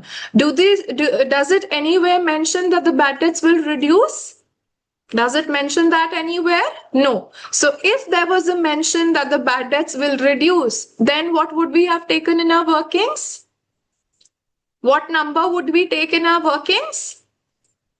We took the reduction in admin cost, we took the reduction in the finance cost. Then we will also take the reduction in the bad debts, any saving that we will get in the bad debts. Absolutely, guys. These are the things that we will consider. Adiba, I hope that answers your query. Okay, now we move towards, are you all good with option 1? Shall we start our workings for option 2? Read the question and do our workings. Yes? Okay. Let's have a look at option 2. Administration by the factor of Oscar company's invoicing, sales accounting and receivables collection on a non-recourse basis. So this is the highlight. The factor would charge a service fees of 1.5% of the credit sales revenue. So you can see earlier the factor was charging 0.5%, but now on a non-recourse basis, the factor is going to charge me 1.5%. Why do I see an increase in the factor fees? Does it make sense to you logically? Why is more fees being charged by the factor now? Why is the factor charging more fees? Because this is on a non-recourse basis. Absolutely, the factor is taking the headache of the bad debts. Any risk of bad debts is being taken by the factor. So whenever a person takes more risk, he would want to be compensated by a higher return. What is the return for the factor? The fees that the factor is getting. So that is why we see it's straight away 3x of what they were charging previously. Admin costs, savings and average trade receivables collection period would be same as option 1. So 30,000 admin savings we will get and the collection days will be 30 days. Oscar company would be required to accept an advance of 80% of the credit sales when invoices are raised at an interest of 9% per year. So that means when we are going ahead with this arrangement, if the company, Oscar company, if they have total $100 to collect from their customers, $80 will be given to us by the factor and remaining $20 where we will continue to get it from. Where did we used to get it earlier? Where did we take the money earlier from? It's given in the last line. Overdraft. Customers are the receivables itself. How do we get the money? We get the money from overdraft. Till the time the customers are not paying the money, we use bank overdraft. So if the company has $100 of invoices, $80 will be lent to us by the factoring company. Remaining $20 we will be getting from the bank overdraft. And what do you people notice? For the $80 that the factor will lend you, are they charging the same interest that the overdraft was charging from you? Do they take the same amount of interest? No. Is it more or is it less? It's an extra 2%. Earlier, you could borrow overdraft from the bank at 7%, but now for the borrowing that you do from Oscar Company, you will have to pay them a 9% interest. So you're paying 2% extra compared to what you were paying previously. Now we will proceed to go for our workings. We have read through the case study, what all will entail in option 2. Now we will do our workings. So this is option 2. Some of the workings will remain exactly the same as before. Reduction in admin cost is the same. So I will just copy paste this from above. Then another very easy calculation is about my factor fees. So it's simply 1.5% of the credit sales. This also I can copy paste. I will just modify the number from 0.5% to 1.5%. These are the easiest calculations to do. If at all, guys, you go blank in the question in your exam, these are the numbers that you should put in your answer to score the easy marks without doing much of effort. Do you all follow till here? This is very easy. Okay. Now, what all other things should we consider in the final answer?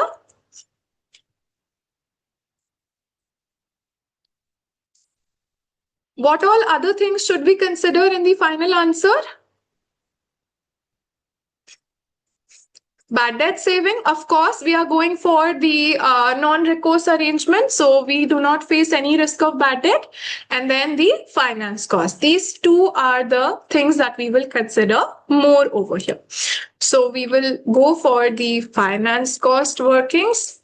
And then we will do our workings with respect to, the bad debt saving. So bad debts saving. So bad debt saving, it's very, very simple. Earlier, how much bad debts did we used to have? 2% of the credit sales. So this is the amount of my credit sales. I am just using it so that I don't have to type in this big number of $28 million again and again. So 2% is what I end up saving of my credit sales, which is $560,000 I will straight away end up saving. Do you all follow for the bad debt saving calculation? This is very easy. Again, directly given to us in the question. Okay, now we go towards our working for the finance cost. Now guys, there are multiple methods of doing this working. Some will be a little shorter approach, some will be a little longer approach, but I will try to show you that approach which is actually the most effective, where the chances of error are the least. So what we will do is we will have a look at what was the finance cost that we were bearing earlier, and what was the finance cost that we are bearing right now. So what I can do is I can copy paste my workings of the receivables. This is something that we had calculated. Now, because it was mentioned to me in the question that the days will remain the same as option 1, I can straight away use these particular numbers. Are you all comfortable with these two figures we calculated in option 1? Yes, you're all comfortable with these numbers? Okay. Now what we do is we are going to have a look at what the currently the finance cost looks for Oscar Company. So right now, when there was no factor that was coming into place, we were simply going for the whole amount as overdraft, paying a 7% interest. So flat 7% interest on this amount. This was the finance cost that we were incurring. You're all with me till here also? Very easy. 7% the interest that they were paying on the overdraft. Now guys, I have to draw a comparison of this number with my new finance cost. Now my new finance cost, I cannot work it out very simply. Why? Am I borrowing all my money from one place? Yes, revised receivable is the same, Suraj, because the receivable days are the same. How did we get to this number? We use the receivable days. In the question, it was clearly mentioned that receivable days will be same as option 1. Okay, so now let me know, in the option number 2, are we borrowing all the money from one place? Is it happening like that? No. How much of money comes from where? What are the percentages that are given to us?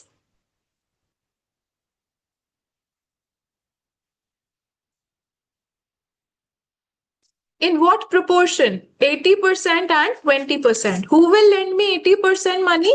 My factor is going to lend me 80% of my money. So this money that's there, I divide it into two parts. One is the 80% proportion and another is the 20% proportion. So my total receivables get divided in this particular proportion. You can also check the total of both of these numbers. They will add back to my original figure of 2301. So this is my split. I have divided this number into these two bifurcations. Now guys, this 80%, where is this going to come from? You can open the question on your end also. It's available in the Kaplan kit. Also, if you search online ACCA FM Oscar Company, you'll be able to see this. Yes, this is coming from the factor. And how much interest do you pay to the factor? 9%. So that means you will end up paying this much amount of interest to your factor. Do you all follow till here? But is this your only borrowing? Is this the only money you've borrowed? No, you have borrowed 20% from the bank also. You've borrowed this much money from the bank. Will the bank not charge you interest on this? Of course, they will charge. They are not your friends or your relatives. So what happens over here is, on the amount that you've borrowed from the bank, you still end up paying 7% interest on this number. That means if you want to have a look at what is the total cost that the business has paid in finance costs in the revised scenario, is going to be, this is what you pay to the factor, this is what you pay for the overdraft. That means in the new scenario, this is what your total finance cost is going to look like. So earlier you used to bear a finance cost of 375,000. Now in this option, you bear a finance cost of 198,000 roughly. So which one, or what is happening over here? Is the business saving finance cost, or are they having to pay extra finance cost? What is happening? There's a saving. Who said extra? Manas, have a look at the question again. You earlier used to pay 375,000. Now you are paying 198,000. So you're paying lesser than before. You are saving money. How much money are you saving? The difference between both these numbers. You used to pay this much. Now you only pay this much. That means you end up saving this much amount of money. This is your saving. Now I will put this number in my final answer also, finance cost, and I will use the word saving in front of it because this is the money that I'm paying lesser, and because it's a saving. Guys, should I take it as a negative number or should I take it as a positive number? This should be taken as a positive figure. That means my overall answer, the net effect, will be the sum of all of these numbers that I have just put over here. I add all of them together, convert them to the currency format, and this is what the overall effect is going to look like for the company. If Oscar Company goes ahead with this particular arrangement, they are going to have a saving of roughly $348,000. Any doubts in any of the workings over here? Suraj says in option 1, the whole receivables will be funded by the factor. No, Suraj. In option 1, my factor is not giving me anything. We are borrowing the entire money from the bank itself. Until and unless the question tells you where the money is coming from, you assume that you continue to use your existing sources. Where does the 375,000 come from? 375. This number, this is the finance cost that I'm bearing right now without any factoring arrangement.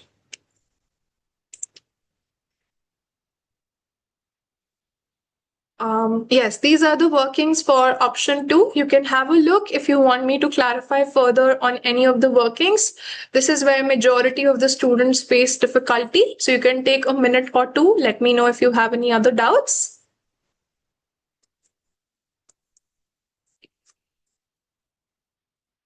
When you look for the answers in the kit for this particular question, you might find very confusing workings, especially for the finance cost. Here, I've broken it down for you very simply. Yes, of course, Harkirat, I will revisit the interest part as well. C32 to F35. Yeah, surely I will go ahead for this. So basically, for the interest cost, we are comparing, like how we did the comparison earlier, we were seeing that how much interest we were paying currently, how much interest we will pay on the revised receivables. This is the same way that we did working in option 1 also. Now in option 2, what is happening is, currently what is happening with the company right now, they have receivables of 5.37 million, on which right now they are using overdraft for their funding. That means they are simply paying a 7% interest on the balance that they are borrowing. Are you all with me till here? Yes or no? Yes. Now we have a look at the revised figure. So first of all, how did I get the revised receivables? In the question, it was clearly told to me that the admin cost saving, the collection receivable period will be the same as option 1. So what did option 1 tell me? That the receivables collection period was 30 days. So now with the help of this number, I was able to calculate my revised number of receivables. This is exactly what we did in option 1. In fact, you can see I have copy pasted the workings from the first option. Are you all comfortable with the figure of revised receivables? Okay. Now, when it comes to option 2, guys, have a look at this last line once again. I will highlight it preferably with a different color. Have a look at it now. So Oscar company will be required to accept an advance of 80% of the credit sales. Do you only need 80%? No, you need the full amount of money. Factor is only willing to lend you 80%. That means where will the remaining 20% come from? You still need 100 rupees. Factor is only giving you 80 rupees. So for the remaining 20 rupees or dollars, whatever your currency is, you go back to your bank to give, to ask for overdraft. So exactly. Now the money that you have receivables from your customers, you divide it into two parts. One is the 80% part, which your factor is lending you. Other is the 20% part, which your bank is going to lend you in the form of overdraft. This split is understood by everybody, 80-20 split that we have divided. Okay, now once we have divided, we find out that out of my total, 80% will be this much, 20% will be this much. Now the 80% that I'm borrowing from my factor is charging how much interest from me? It was given in the question, how much interest is my factor charging? 9% is what my factor charges. So whatever balance I take as a loan from my factor, I pay a 9% interest on that figure. Are you all with me till here? Yes, do you all follow? Now, the remaining 20% that you have borrowed from the overdraft, you still have to pay interest on this amount also. How much interest does the bank charge from you?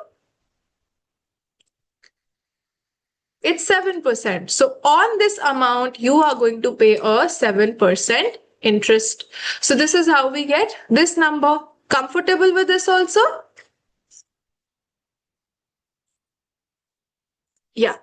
And then for the last part, we have paid the bank, we have paid the factor this much, we've paid the bank this much. That means in total, the company end up spending this much amount of money as receivables. So this is the total finance cost that the company is bearing in the revised option if they go ahead with option 2. Are you all clear with this working also? 197,918? So now it's a very easy comparison if you're with me till here. Now you compare two numbers. Earlier, when you had not met the factor, you were paying $376,000 roughly as the interest cost. But now with the factor in place, whatever changes we have made, now my interest cost is close to 198,000. Would you like this change in your cost? That now you are paying more? Would you want to pay lesser instead? Would any business want to do that? Yes or no? From just a numbers perspective, definitely every business wants to save the cost. So how much saving am I able to get? The difference between both of these numbers, the finance cost that I was previously paying versus the finance cost which I will pay now with option number 2, the difference between both of these numbers will be what I end up saving. So this is how we got this number, which we have used in our final calculations. I hope the interest cost workings are now clear and understood by everybody over here. Everybody is clear with this? Okay. I saw one query from Suraj. I don't understand that in option 1, the bank funds us the money. I thought this is the factor. So Suraj, basically factor is helping me with the invoicing, that how I send the bills to my customers. They help me with the accounting part for the sales. They help me for the collection part of the receivables. So they tell me who I lend money to, how much money I lend to them, how much time that I give to collect the money. All of this is what they decide, but I still get my money from my previous source until and unless it's mentioned to me that the overdraft will be, the factor will be giving me some sort of money. So this was mentioned in option 2. This is how we got to know that 80% will come from the factor, remaining will come from the overdraft. If nothing is mentioned, we assume that the company is going to continue to use the current source that they are using. Okay. Are you all with me on part 1, guys?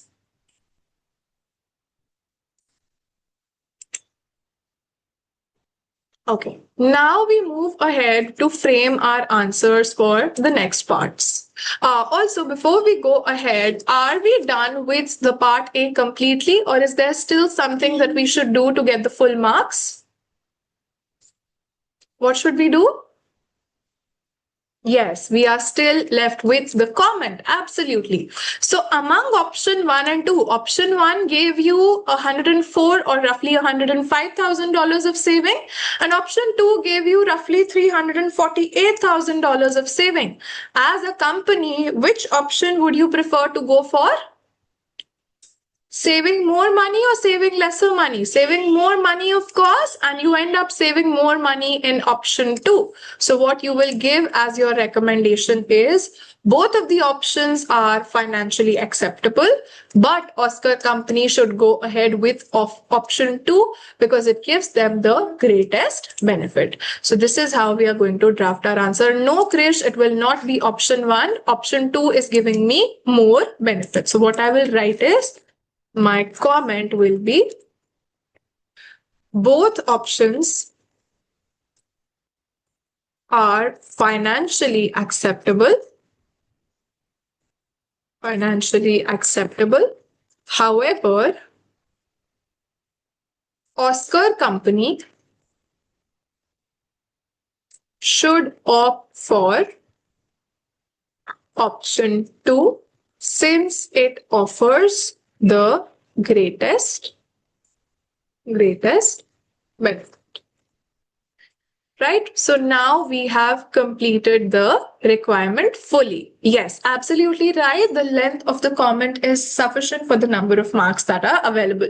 Usually in these numerical calculations, if this is a part that carries 8 marks, 7 marks will be there for my calculation and 1 mark will be there for my comment. So absolutely, this is sufficient and very, very enough to help me fetch that 1 mark that's available for the comment. Shall we now head to the part B? You're all with me, guys? Everybody? Okay. Part B is where I had to discuss factors which are other than costs and benefits, which will be the benefits that Oscar company is going to get if they go ahead with this particular arrangement from the factoring company. So I am copy pasting. This is what my requirement wants me to do. This is part B, and I have to answer reasons other than the costs and benefits why Oscar company can benefit from the factor. So basically you have to tell the advantages that the factor will be giving to the Oscar company. Can you people think of any points? You people must have studied this theoretically. What are the points that we get from a quality perspective, not just money?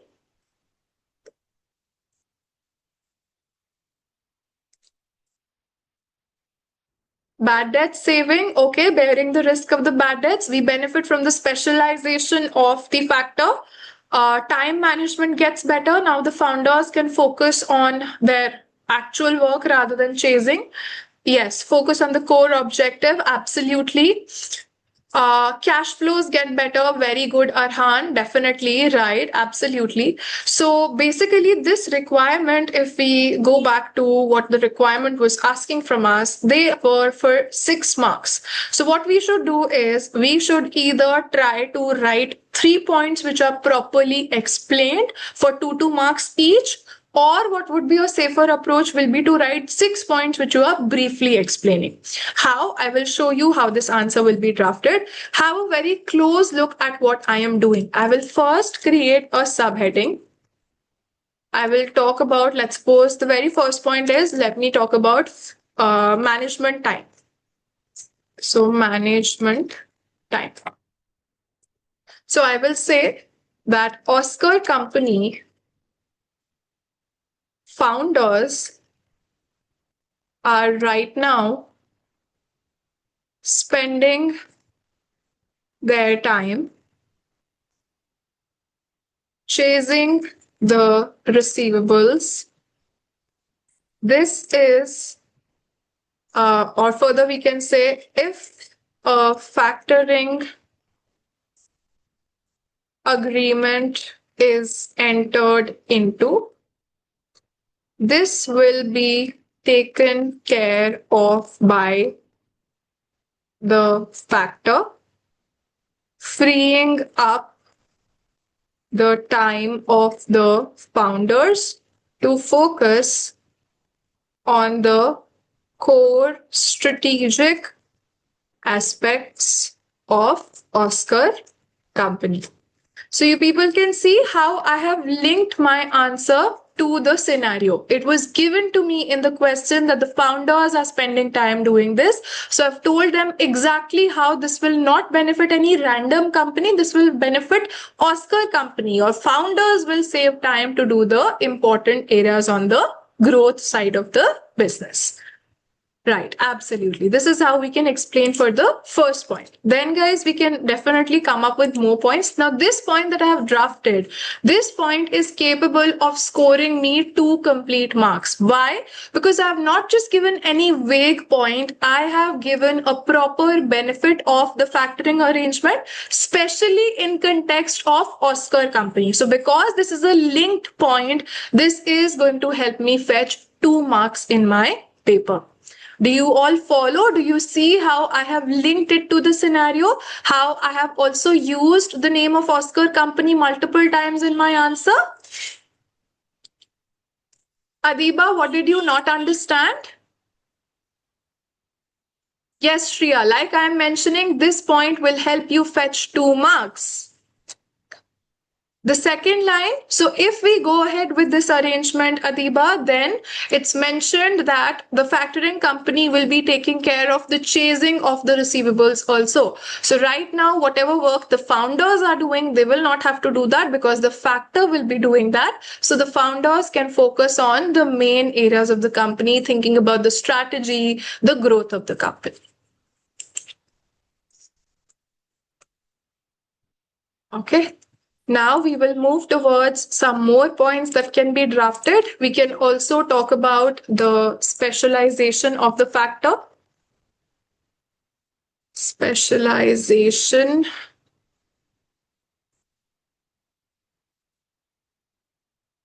So I will say that the factor company has expertise in the receivables management. And how can I link it to the scenario? It was told to me that due to we have focused on product development and customer services, we have neglected the trade receivables management. So due to the neglect in trade receivables management, the cash flows problems will be faced at the company. However, with a factoring arrangement, Oscar company will benefit from the expertise and experience of the factor. Right, this is the point that I can write about specialization. I can add another point. It could be about my bad debts. So I will say saving in bad debts. So how could we explain this point? We could say that with this particular arrangement, especially if we go for the non-recourse arrangement, then Oscar company will not have to worry about the bad debts, because the bad debts will become a difficulty for the the factor who is providing us the service. So Oscar company would no longer have to bear the risk of bad debts under a non-recourse arrangement.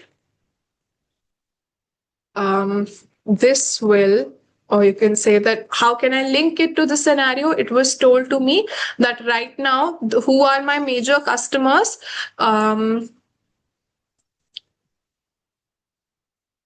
It was given who my major customers are.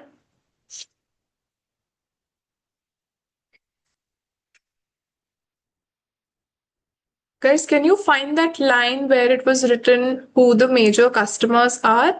I think they were big customers.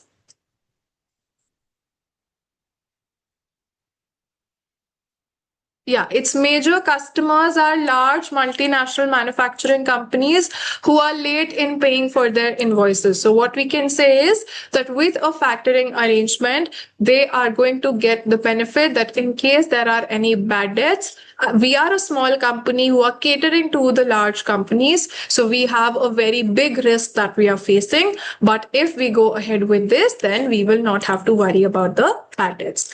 Oscar company, being a small company catering to large multinational companies, faces a heavy risk of defaults. With this arrangement,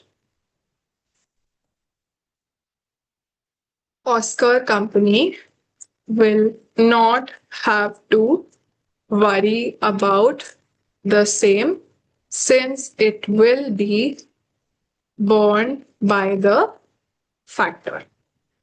As simple as that. So you can see I have linked my answers to the scenario. Yes, the 2% bad debts can be saved by the company if they go ahead for the non-recourse arrangement.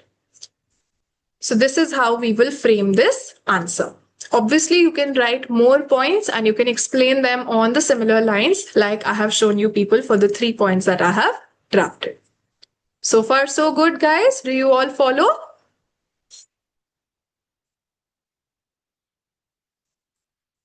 Okay. Now we move ahead to the next requirement as well. Part C. This is a very generic requirement, guys. 3 factors which will determine a company's investment in working capital. You people tell me, what all factors decide how much investment I should be making in my working capital?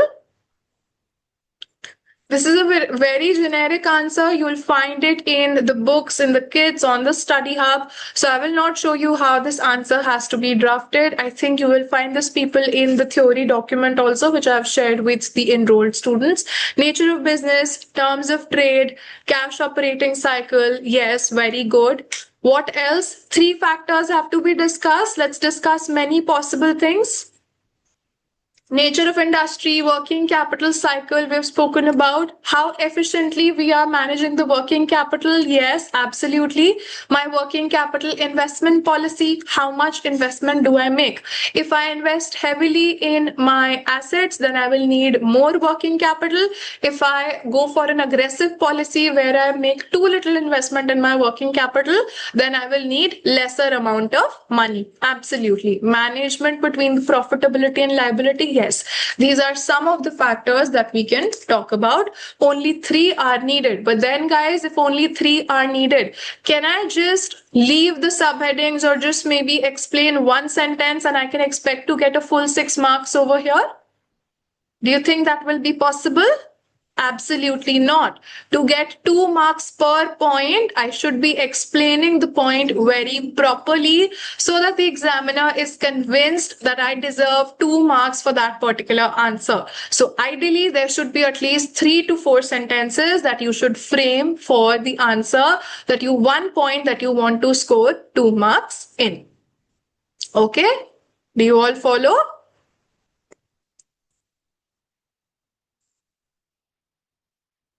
All right, guys. So with this, we are done with the half of the agenda that we had for today. Next up, we are going to move to the revision of the business valuation, and then we also have a section B case study to practice together. Before we proceed forward, would you people like to have a break, or are we good to continue? How many of you would want to take a break? Please let me know. Okay, few students are good to continue. Only few students are asking for a break. Okay, so let's do one thing. Let's go for a break, but for a very quick, short one. So let's take a break for exactly 5 minutes. It's right now 9:06 by my clock. We are going to move. We are going to get started again in exactly 5 minutes from now. That is at 9:11. So take some time, have water, whatever you people want to, and come back. All right, guys. So now we are going to resume with our agenda for today, the remaining agenda for today. That is, we will revise business valuation and then practice a section B type of case study. So business valuation, like the name itself is telling you, this is where we are trying to find out the value of any company. So we have learned different methods to find out the value of any company. Firstly, when it comes to equity, we've learned how to measure the valuation by using 3 methods. One is asset based, another is income based. And can you people name me the third one as well? Third one is? One is asset based, another is income based. What is the third based?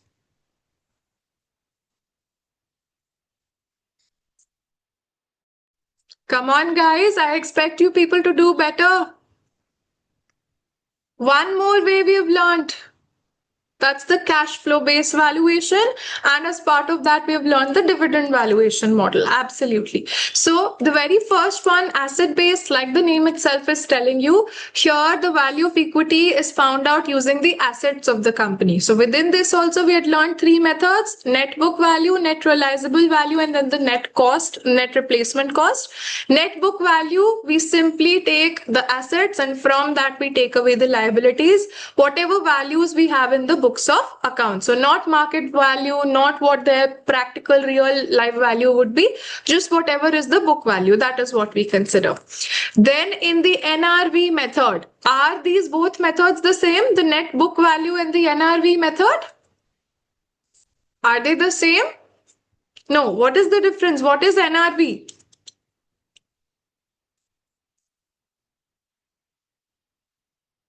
Okay, NRV is better. What is NRV? Is NRV the same as market value? Minimum price? No. What is NRV? How many of you have covered your FR paper before? Completed your FR paper?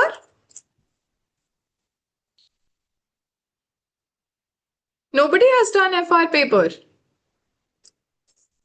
Yes, NRV is whatever is your selling price in the market. From that, you take away the cost of selling. So, for example, you are having a machine in your factory which you want to sell off. So, if this machine is going to be sold in the market for $50,000, the buyer says, I will give you $50,000 for it, but you have to deliver it to my premises. So, to deliver it, it might cost you, let's suppose, $5,000 for the delivery. So, what is your net realizable value? $50,000 what your customer will pay you. From that, you take away the cost that you had incurred to sell that machine off. So 50,000 minus 5,000, $45,000 becomes the net realizable value. So this is how just the formula remains the same, assets minus liabilities. Rather than taking the book value of the assets, we take the net realizable value. That is the selling price minus the cost that you will incur to sell it off. Then you have the net replacement cost method. Here also the formula basically remains the same, but rather than taking the value of assets as it is from the books or taking the NRV, here we take the replacement cost. Now, what do we mean by the replacement cost, guys?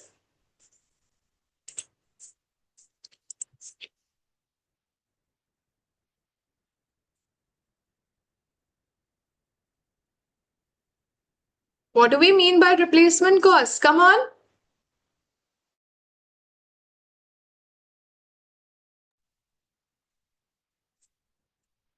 Guys, I expect you to do better. What do we mean by replacement cost? The money that you'll have to pay if you want to get a similar machine in today's date. So, for example, you people have a factory in which you've been using machine for 3 years. You purchased it 3 years ago and you've used it. It's a particular specific model. So now today, if you want to have a similar machine which was produced 3 years back, it's been used by somebody for 3 years. It's the same model, same specifications and everything. How much will it cost you to get the same thing today? This is the net replacement cost of the asset. So from this, you take away the value of the liabilities, and this will help you find out the value of the equity. These were the asset-based methods. Then we have also spoken about the income-based methods. These are one of the easiest ones that we have, the PE ratio method and the earnings yield method. So PE ratio, like the name itself is telling you, price into earnings ratio. If you want to calculate the share price over here, it will simply be the PE ratio multiplied with the EPS. And simply the inverse of the PE ratio is what we have as the earnings yield. So what's the formula of the earnings yield? Just simply inverse this. PE ratio is P upon E. Earnings yield is E upon P. So if you want to find out the price, if you want to find out the price, basically price will be equal to the earnings yield ratio, and then you take the earnings yield, you take the EPS and you divide it by the earnings yield. So this way you are able to find out the price. So this is how the income-based methods work. So far so good, guys. Asset-based and the income-based methods. Do you all follow? I would appreciate responses from you people. Okay. Now moving forward to the last method that we have learned, that's about the cash flow based methods. So here again we have studied two ways. One is the constant dividend growth model, which is the Gordon's model, which we have studied previously also. So the price is simply equal to dividend divided by the cost of equity minus the growth rate. Dividend is always going to be D1. That is not the dividend of this year, but the dividend of the next year. So if you have the dividend of this year, that's year 0. If you want to make it into the next year, simply multiply it with 1 plus the growth rate. And then another way that we have learned is the DCF basis, discounted cash flow basis. So here what you do is all the assets that the company has, you take the present value of the cash flows that the company will be able to generate using those assets, and from the PV of those cash flows, you take away the value of the debt. That is how you calculate the value of equity under the DCF basis. So these were the three methods we have primarily studied for the valuation of equity.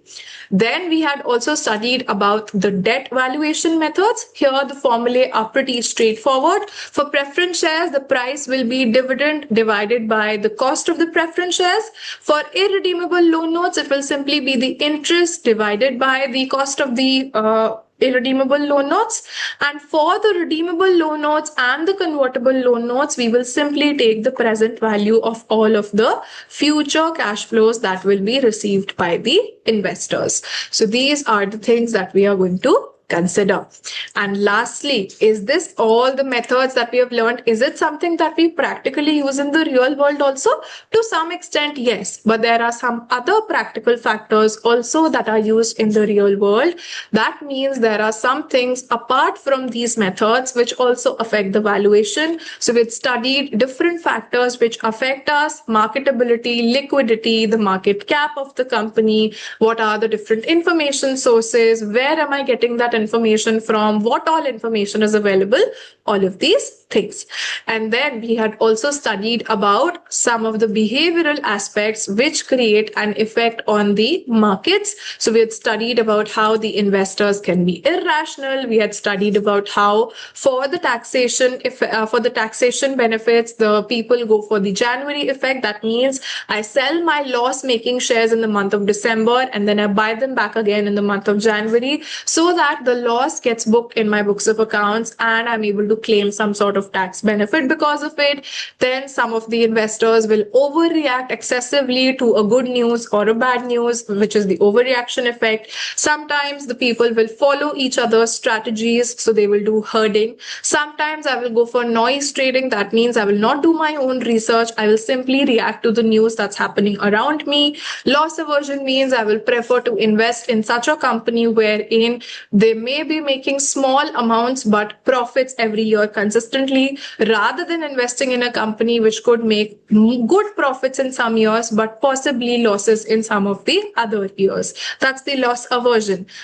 We also have the confirmation bias. Whoever is the person who has researched about something, they will consistently try to look for that information which confirms their belief, which confirms their opinion. Anything which is contradictory, they will simply ignore that information. We also have studied about the illusion of control.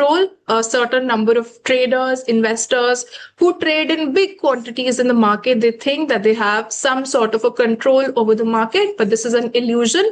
Nobody controls the market. And then some people are also overconfident. They have excessive confidence that whatever is their level of intellect, they are more intelligent than that. So these are some of the reasons because of which just what we have learned conceptually, apart from that, the other factors also come into play in the real world scenario.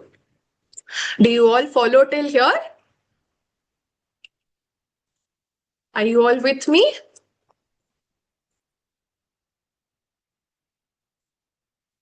Okay.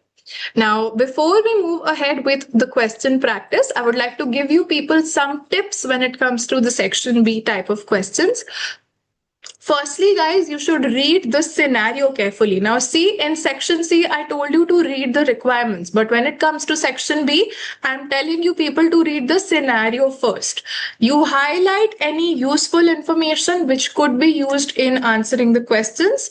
Then, guys, another thing is be very careful about the rounding of instructions, because you know section B is completely computer marked. So if I'm not following the instructions, even if my answer is correct, the computer is going to mark it wrong if it was not in the right format.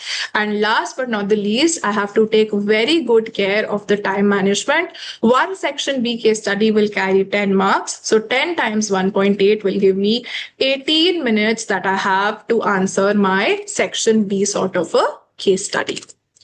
Okay, are you all with me? Shall we now go to our question practice?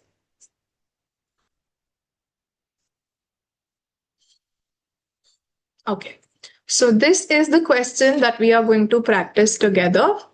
I'll just make it slightly bigger. Okay, So this is the information. The following financial information relates to Daswin Company, a company that is listed on a large stock market. So we are a listed company, okay? We are given with the P&L account, we are given with the balance sheet. The preference share capital consists of irredeemable 6% preference shares with the nominal value of this much, and the cost of the preference shares is 8%. Further, it's been told to me that the ordinary shares have a nominal value of $1. Daswin Company has a PE ratio of 12 times. The future share price growth is expected to be 6%. The long-term borrowings consist of 7.5% convertible loan notes with a nominal value of $100 per loan note. These loan notes can be converted at the end of 6 years into 40 ordinary shares, or they can be redeemed on the same date at their nominal value. Daswin Company has a before tax cost of 6%. So this is all the information that has been provided to me. Now, basis this case study, I have to answer the next 5 questions that follow. So you people can see 3 questions are based on numbers, rest 2 of them are based on concepts. So let's have a look at the very first question. You have to calculate the market value for the preference shares of Daswin Company. How are we going to solve this requirement? How are we going to solve this requirement? Market value of preference shares. Just now we were revising the formula, guys. What is the formula for calculating the preference shares market value?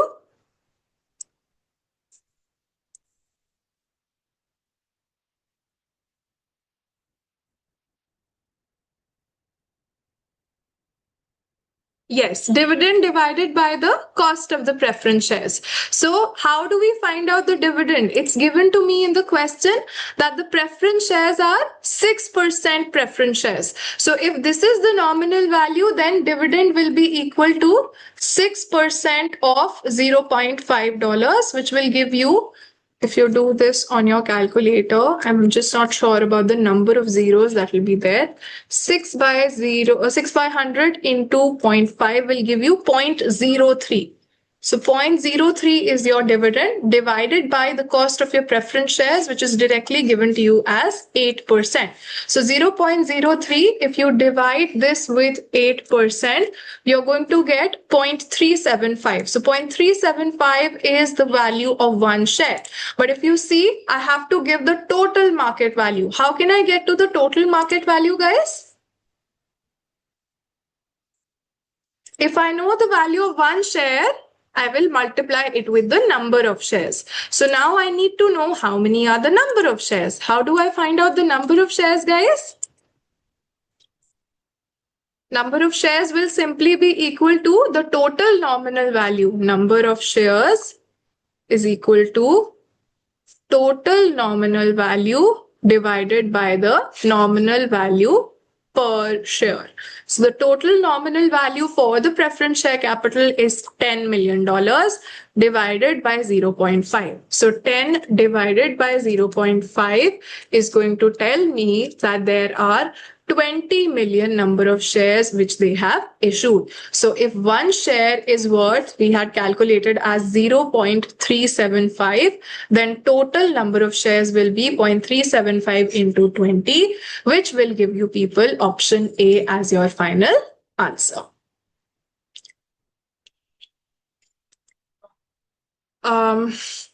Market value part, Shreya, which part are you talking about?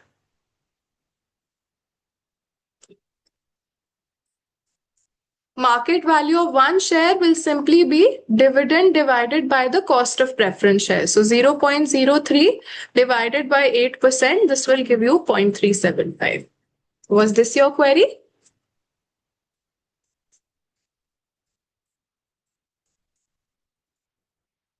Okay. Are you all clear on the first question? Should we now move to the second one, guys? So far, so good, everybody?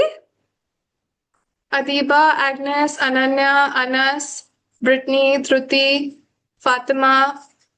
Are you all with me? Okay. Now moving forward to question number 2. Using the PE ratio method, you have to calculate the value of Daswin company. So of the entire company, you have to use the PE ratio and do your workings. So let's read what all information was given. I'm giving you people 2 minutes. Try and solve this question on your own. Then we are going to discuss it together.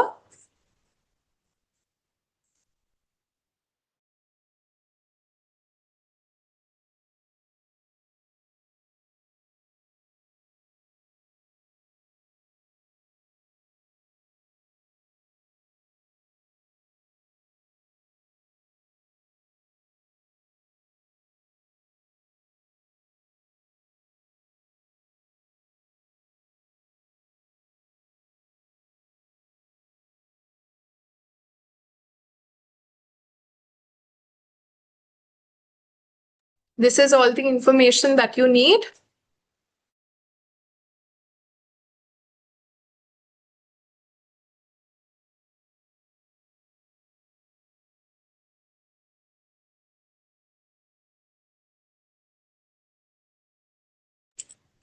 Requirement, Sushma, was to use the PE ratio and calculate the value of Daswin company.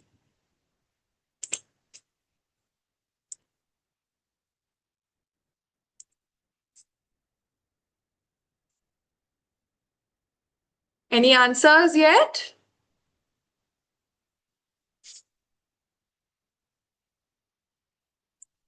We've just now said that if I want to find out the market price will simply be equal to PE ratio multiplied by the earnings. So here I'm finding out the value of the equity. So should I exactly take the profit for the year as it is, or should I make any changes in the profit? What should I do? Should I take the profit of $4 million as it is, guys? I'm receiving some of your answers. This is your profit after tax. But if you talk to me when it comes to a company, have you studied about the concept of the creditor hierarchy? Have you people studied about the concept of creditor hierarchy? Who comes first? Debt holders come first, then the preference shareholders, and then the ordinary shareholders. So the profit for the year, have you subtracted interest? Yes, you have. But have you subtracted the people who come before the ordinary shareholders? They are the preference shareholders. Has that dividend been subtracted? What do you people see? Has preference dividend been subtracted from this calculation? No. So we have to remove the preference dividend also to find out how much profit is actually available for my shareholders. So how do I calculate the total preference dividend? I have $10 million of capital, and on this 10 million, I pay a 6% interest. So this will be 10 million into 6% will be 0.06. So from 4 million, I will be taking away, this will not be 0.06. This will be 0.6. So from this profit of 4 million, I will take away 0.6, which will give me $3.4 million. This is the amount of money which is actually available for my ordinary shareholders. I will now multiply this with my PE ratio and then arrive at my final answer. So tell me, guys, how much will you get if I take 3.4 and I multiply it by 12? I will get my final answer as 40.8. This is the option that I will choose. Any doubts in second question? Are you all with me till here, guys? Question 2 is understood? Everybody? Okay, now let's move ahead with question number 3. Based on a current ordinary share price of $2 per share, what is the market value of the convertible debt? So guys, how do we calculate the market value of the convertible debt? What formula do we use? Market value of convertible debt, come on. What do we do?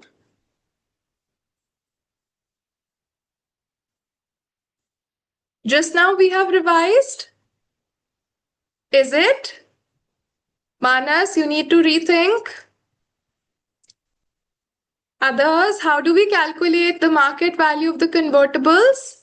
Yes, we take out the present value of all of the future cash flows. So first of all, my investor is going to receive interest. How much interest is going to be there on my convertible debt? So on my convertible debt, there's a 7.5 interest over $100. That means $7.5 is the interest for a period of 6 years. So from years 1 to 6, this is the amount of interest that the investors are going to receive.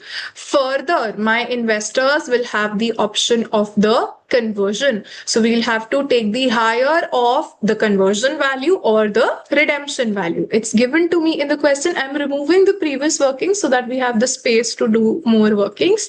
So it's given to me that my investors will have two choices.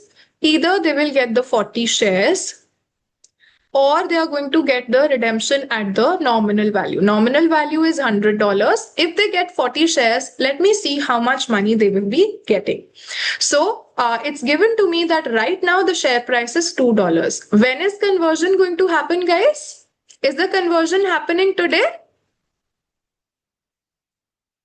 Conversion happens after 6 years. So will the share price be the same after 6 years? What do you guys think? Will the share price be same? No, it will change. It will grow. It was given to me in the question that the share price is going to grow every year at the rate of 6%. That means if right now my share is worth $2, it will grow for a period of 6 years by this amount. And then whatever will be the growth figure, so I do this number on my calculator, 2 into 1.06 raised to the power of 6. This gives me that the share price is going to be 2.84 roughly. So 2.84. And now my shareholders are going to receive how many shares? They are going to receive 40 shares like that. So you multiply 2.84 by 40. That is going to give you 113.5 roughly. 113.5. So this is the second choice that your investors are going to receive. Now, as an investor, which choice would you people go ahead with? Option 1, the higher value. Absolutely. So we have to now find out the present value of all of these cash flows, 113.5. Now what we will do is we will use our formula sheet. So let me just insert that table for you guys real quick.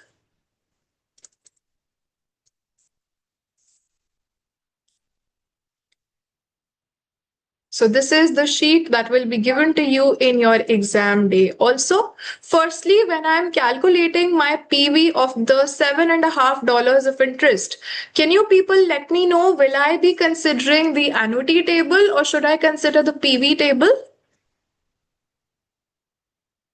We will be taking the annuity table because it's same amount of money for a fixed period of time. So I will go to the numbers which pertain to 6%. 6% for a period of 6 years. Let's see what does the factor look like. So 6% for a period of 6 years, 4.917. And then for this number, 113.5, again tell me, should I go for the annuity factor or should I go for the PV factor? Discount factor or PV factor? I will use the PV table. Absolutely. So PV tables are above the annuity tables. This is 6% for a period of 6 years. That is 0.705. So into 0.705. These are the numbers. Now I just have to run it on my calculator and I will be able to come to the final answer. So 7.5 into 4.917 gives me 36.8775. And then I add to it 113.5 multiplied with 0.705. So I add both of these numbers together and on my calculator I'm getting 116.895. So let's see if we have that as the option, but I have to give my answer in form of market value, and I can see these options are for the entire numbers. These are in terms of millions. So if guys, now I have calculated the market value of one convertible debt, how can I go to the total value? How can I possibly go to the total value, guys?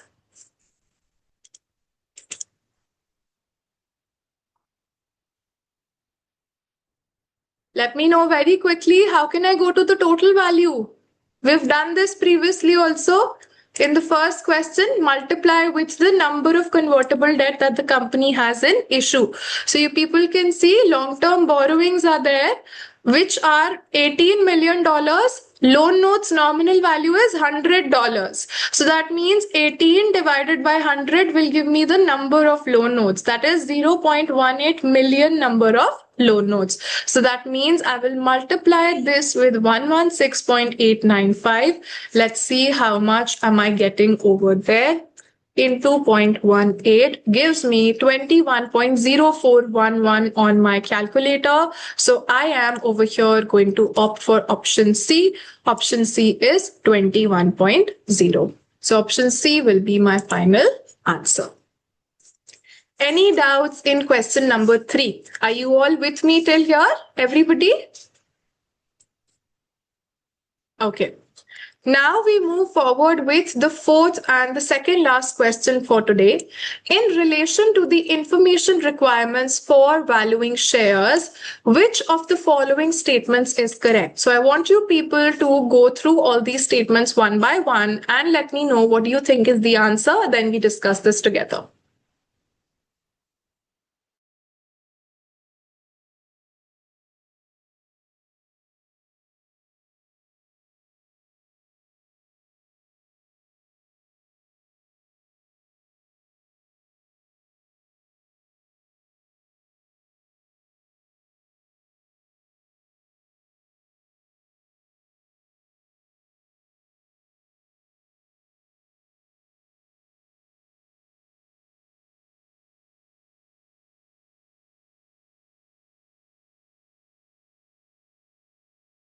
I want more responses. Come on. Okay, most of you are sharing your answers to be option B, and those of you who are saying option B, people are absolutely correct. Now let's discuss the statements one by one. First statement says only information on the market values of the tangible assets should be used while valuing the shares. What about a software company, guys? Softwares, they are intangible assets. If I'm finding out the value of a software company like Google, do you think the assets which Google has, like furniture, office, if I only consider those values and ignore the value of the softwares, do you think I will be valuing Google correctly? Do you think that will be the case? No, Google is most valuable for their intangibles. So only information on tangibles is not enough for the valuation of the shares. That is why the first statement is incorrect. Second statement tells me shares are likely to be mispriced where the managers and investors have different levels of information, that is information asymmetry. If you guys remember, this is one of the factors that we have conceptually studied. This is what happens when the managers get to know some positive news about the company. They will feel, oh wow, because of this new project, the share price will increase so much. But now the investors don't know that the company has gotten such a big project. So what will they think? They will think the share price is too high, it's too expensive, we should not buy it. So managers are thinking it's too less, investors are thinking it's too high. This is what we call as information asymmetry. Not everyone thinks that the value is correct. Somebody knows lesser, somebody knows more, because of which it's difficult to find a rate at which a buyer would want to buy and a seller would want to sell. That is why statement B is absolutely correct. Now moving ahead to statement C, details of key personnel are not relevant to the market capitalization of a listed company. What do we mean by market capitalization in the first place? What's the meaning of market capitalization?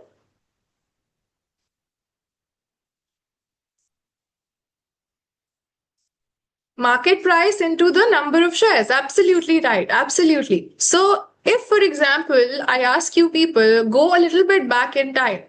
If Apple, the company Apple was getting valued, imagine if Steve Jobs was not working at Apple. Do you think the value of Apple's shares would have been the same without Steve Jobs? He literally built the company. So do you think if he joined another company, Apple would have the same value? What do you people think? Who are key personnel? Key personnel are important people in the company. So don't you think details of key personnel are important? Yes, do you agree? The details of the people who are working the company, who are leading the company, who are taking the company forward, that really matters. If it's capable people, then the company will be valued more. But if it's dumb people who don't know, who don't have any experience of running the company, then the market cap will be lesser. So statement C is incorrect because it says that it's not relevant, whereas it is relevant. Last statement says, since companies do not release information that undermines their competitive advantage, most of the published information about a company is not relevant to placing a value on its shares. Can we say that most information will not be relevant? Is it a good thing to say?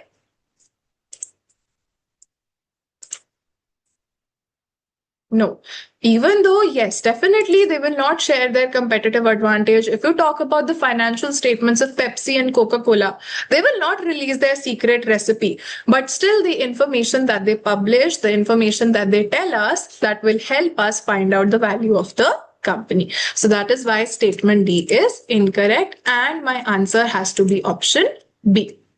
Do you all follow? Are we good to proceed to the last question for today? Okay. This is the last question now. In relation to behavioral finance, which of the following statements is or are correct? The first statement says, when investors believe that recent share prices will continue, this can lead to irrational investment decisions by the uninformed investors. Then the second statement says, informed investors can contribute to speculative stock market bubbles. So have a look at both of the statements once and think and let me know your answers.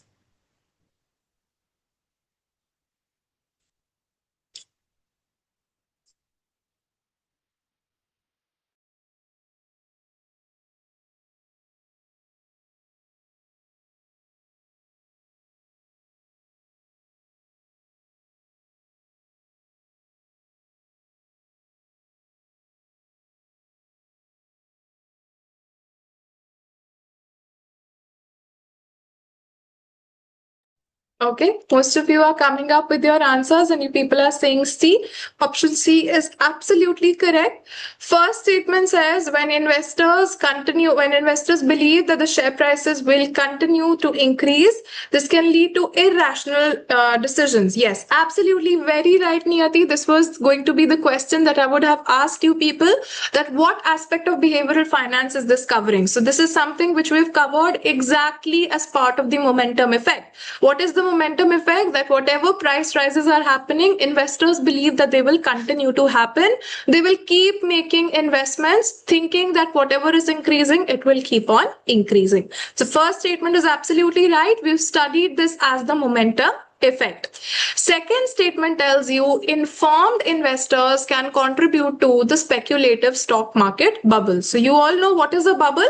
Bubble is the price of something going up so much that it does not deserve actually to go up so much. If you are an informed investor, you can still contribute to the bubble. What will you think? You will think that these stupid fools, everyone else apart from me, these are irrational investors. They are unnecessarily taking the price upwards. So let me do one thing. Let me also jump in. When the price will go upwards, I will sell it off before the bubble bursts.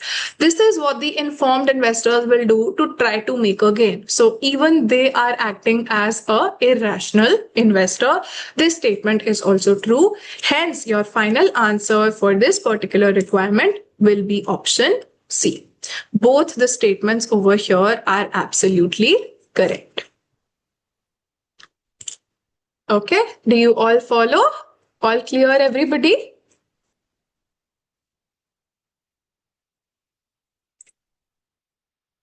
Adiba, the second question was about the PE ratio where I had to calculate the value for the company. So PE ratio, simply I know the formula that if I want to find out the value of the equity will simply be equal to the earnings that are attributable for the shareholders multiplied by the PE ratio. PE ratio is directly given to me in the question as 12. Now, when it comes to the earnings, profits are given to me. But if you have a look at the formula for earnings also, you would have written in your notes that it is PAT minus preference dividend.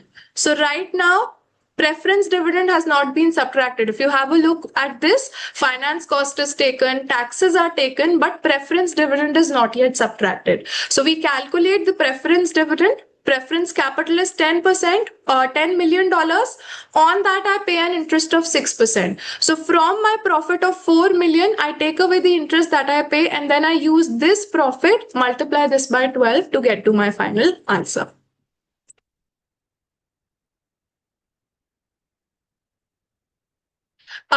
Even the informed investors will try to get into this bubble because they will think that they will sell their investments at the top before the bubble bursts. So they will not wait for the bubble to burst. As in when they think that the bubble has been reached, now it will start to fall. Just at that moment, they're going to start selling the shares.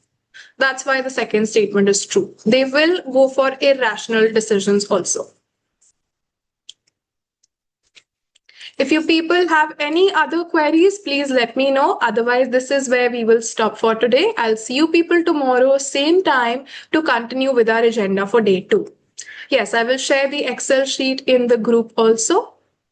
For section A, is it necessary to do all Study Hub, Kaplan and BPP? Study Hub and BPP are non-negotiables. Kaplan you can do if you get the time.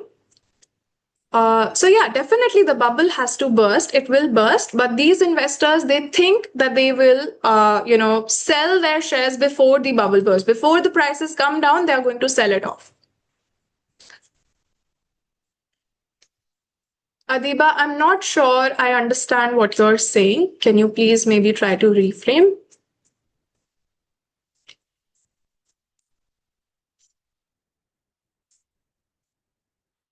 All those of you who do not have any queries, you can exit. I'll see you people tomorrow.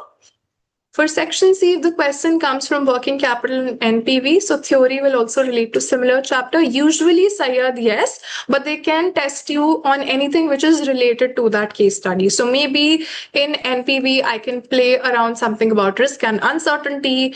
In working capital, 2 of the requirements can be about working capital. Another could pertain to another syllabus area. That is also possible.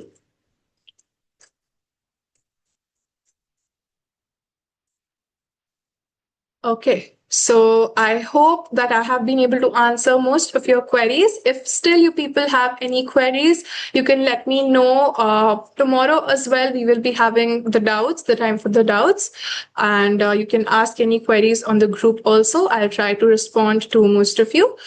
Yes, we can take a scientific calculator to the exam. Adiba, yes, this type of questions can actually get tested in your exam because this also is a very recent past paper. So we have to be prepared for questions like these. All right, guys, thank you so much for being a part of this webinar till the very end. I hope that this webinar was helpful for you people, and I hope to see you people tomorrow as well. Wish you all the very best. Bye-bye. Take care.